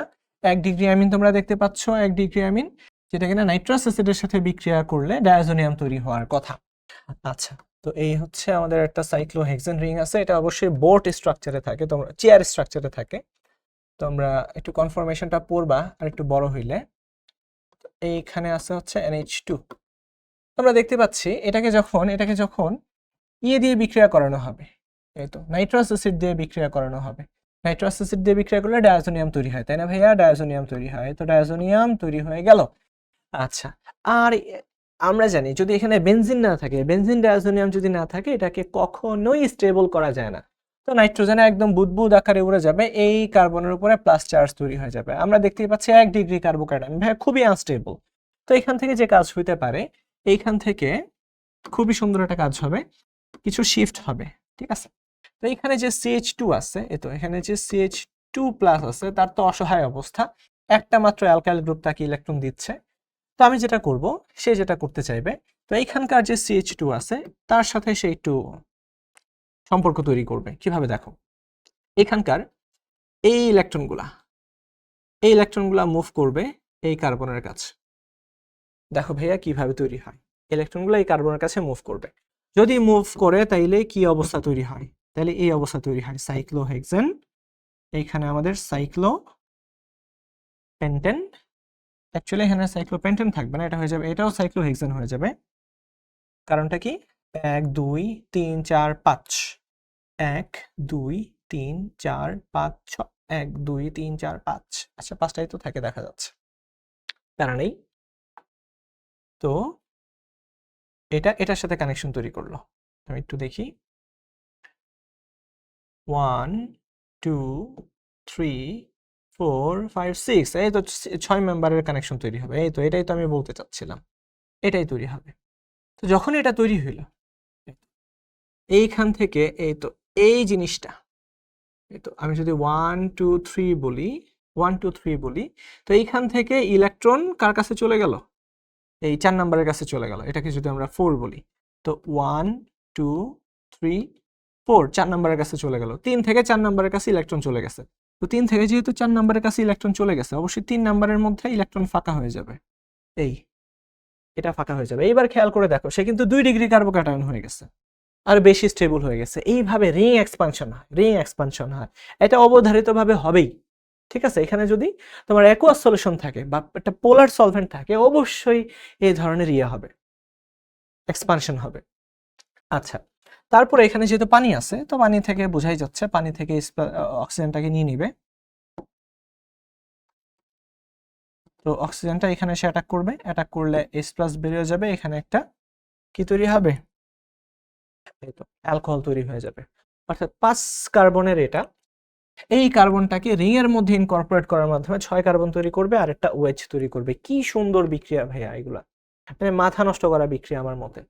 The increasing order of the basicity, তার মানে কম থেকে বেশির দিকে যেতে হবে, অর্থাৎ কম থেকে বেশির দিকে ক্ষারধর্মিতা আমাদের দেখতে হবে। কম থেকে বেশির দিকে কি দেখতে হবে ভাইয়া? ক্ষারধর্মিতা দেখতে হবে। ক্ষারধর্মিতা সবচেয়ে বেশি কোনটা, সবচেয়ে কম কোনটা? তো তোমরা বুঝতেই পারছো, ক্ষারধর্মিতা বেশি হওয়ার জন্য আমরা জানি এই sp3 নাইট্রোজেন সবচেয়ে বেশি হবে sp2 এর চেয়ে আর sp এর চেয়ে। কারণ p ক্যারেক্টার যত বেশি হবে, এই লোন পেয়ারটা তত দূরে যেতে থাকবে, তত বেশি এক্সপোজড হয়ে যাবে কার কাছে?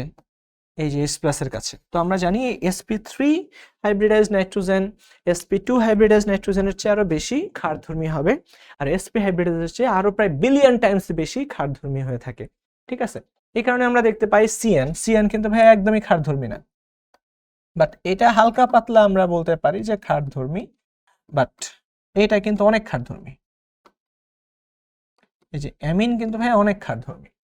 আচ্ছা, তাহলে আমরা একটু দেখতেই পাবো এখানে সবচেয়ে বেশি ক্ষারধর্মী সবচেয়ে কম কোনটা হবে, যেটা sp2 হাইব্রিডাইজড আছে সেটা সবচেয়ে কম হবে। তো ভাই এটা হচ্ছে sp2 হাইব্রিডাইজড, এটাই সবচেয়ে কম, তার মানে 2 নাম্বারটা সবচেয়ে কম।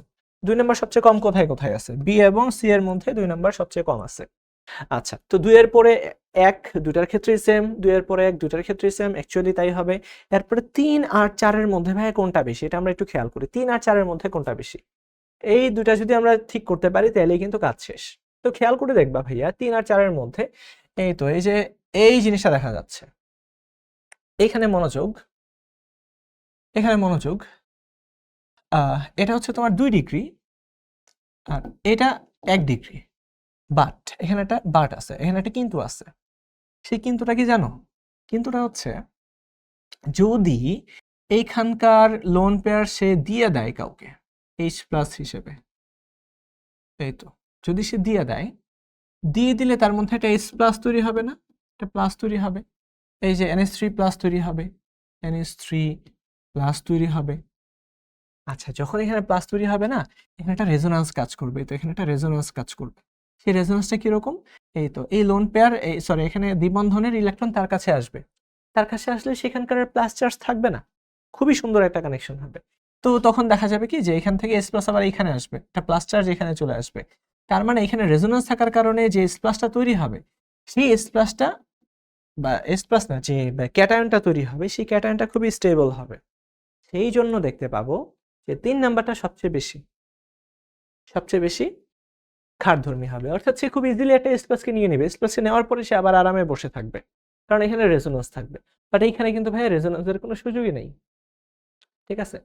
তো 2 ডিগ্রি হওয়া সত্ত্বেও এই জায়গাটা কিন্তু ভাইয়া বেশি পরিমাণে কি করবে, এস প্লাসকে গ্রহণ করার প্রবণতা দেখাবে। সুতরাং 3 নাম্বার হবে সবচেয়ে বেশি, 3 নাম্বার হবে ভাই সব থেকে বেশি, তারপরে 4, তারপরে হচ্ছে 1, তারপরে 2, শেষ।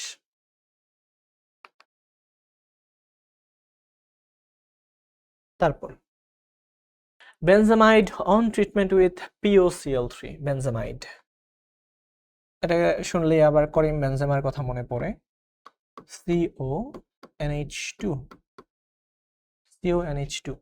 খেয়াল করো POCl3, যখনই ফসফরাসের সাথে ভাই অক্সিজেন চলে আসে, যেমন লাইক P2O5, এগুলা কিন্তু নিরোধক হয়ে থাকে, এগুলা কি হয়ে থাকে, নিরোধক, এগুলা কি হয় ভাইয়া, নিরোধক হয়ে থাকে। তো নিরোধকের কাজ কি, যেখানে পানি তৈরি করার সম্ভাবনা থাকবে সেখানে পানি তৈরি করে ফেলবে। তো অক্সিজেন আর হাইড্রোজেন যে এখানে পানি তৈরি করবে, পানি তৈরি করে ফেললে আলটিমেটলি কি থাকে, আলটিমেটলি থাকে এখানে কার্বন, আর এখানে ত্রিবন্ধনের সাথে নাইট্রোজেন। আচ্ছা, তো এখানে বেনজোনাইট্রাইল তৈরি হয়ে যায়, বেনজোনাইট্রাইল একদম সঠিক অ্যান্সার, বেনজোনাইট্রাইল তৈরি হয়ে যায়। তারপরে আমরা দেখি the correct order of basicities of the following compound, এই 4টা কম্পাউন্ডের মধ্যে বেসিক ক্যারেক্টার সবচেয়ে বেশি কার হবে। তো বুঝতেই পারছো এখানে কি আছে, এখানে রেজোন্যান্স সম্ভব, এই 1 নাম্বারটা সবচেয়ে বেশি বেসিক ক্যারেক্টার সম্পন্ন হবে, এটা নিয়ে কোনো চিন্তা নেই।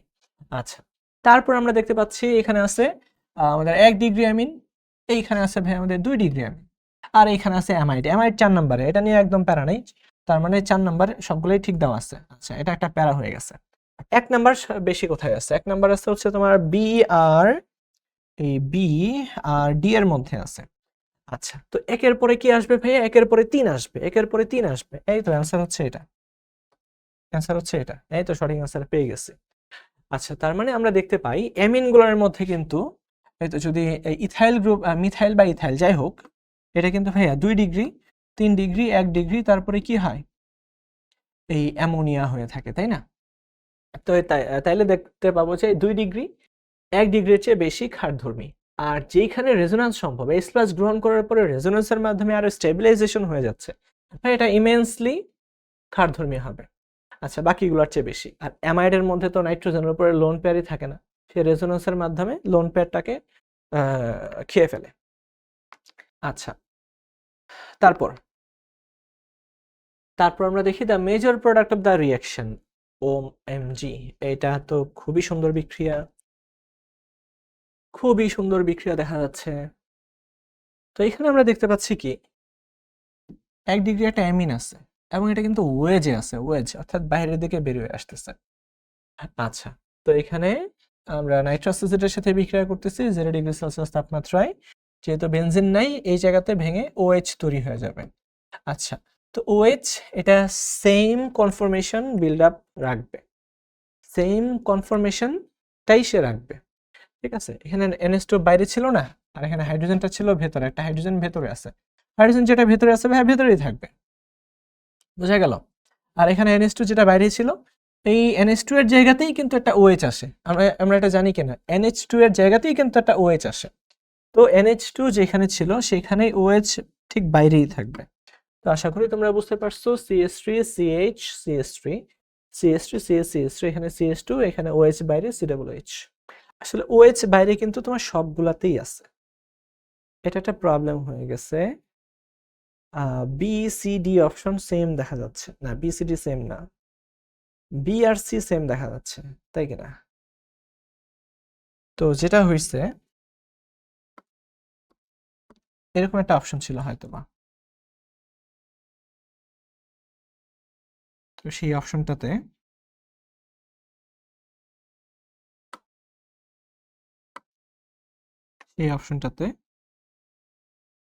এটা নিচে দেখানো ছিল, তো নিচে দেখানো থাকবে না ভাই, এটা বাইরে দেখানো থাকবে, ঠিক আছে, বাইরে, অর্থাৎ NH2 যেদিকে ছিল OH ঠিক ওদিকেই থাকবে।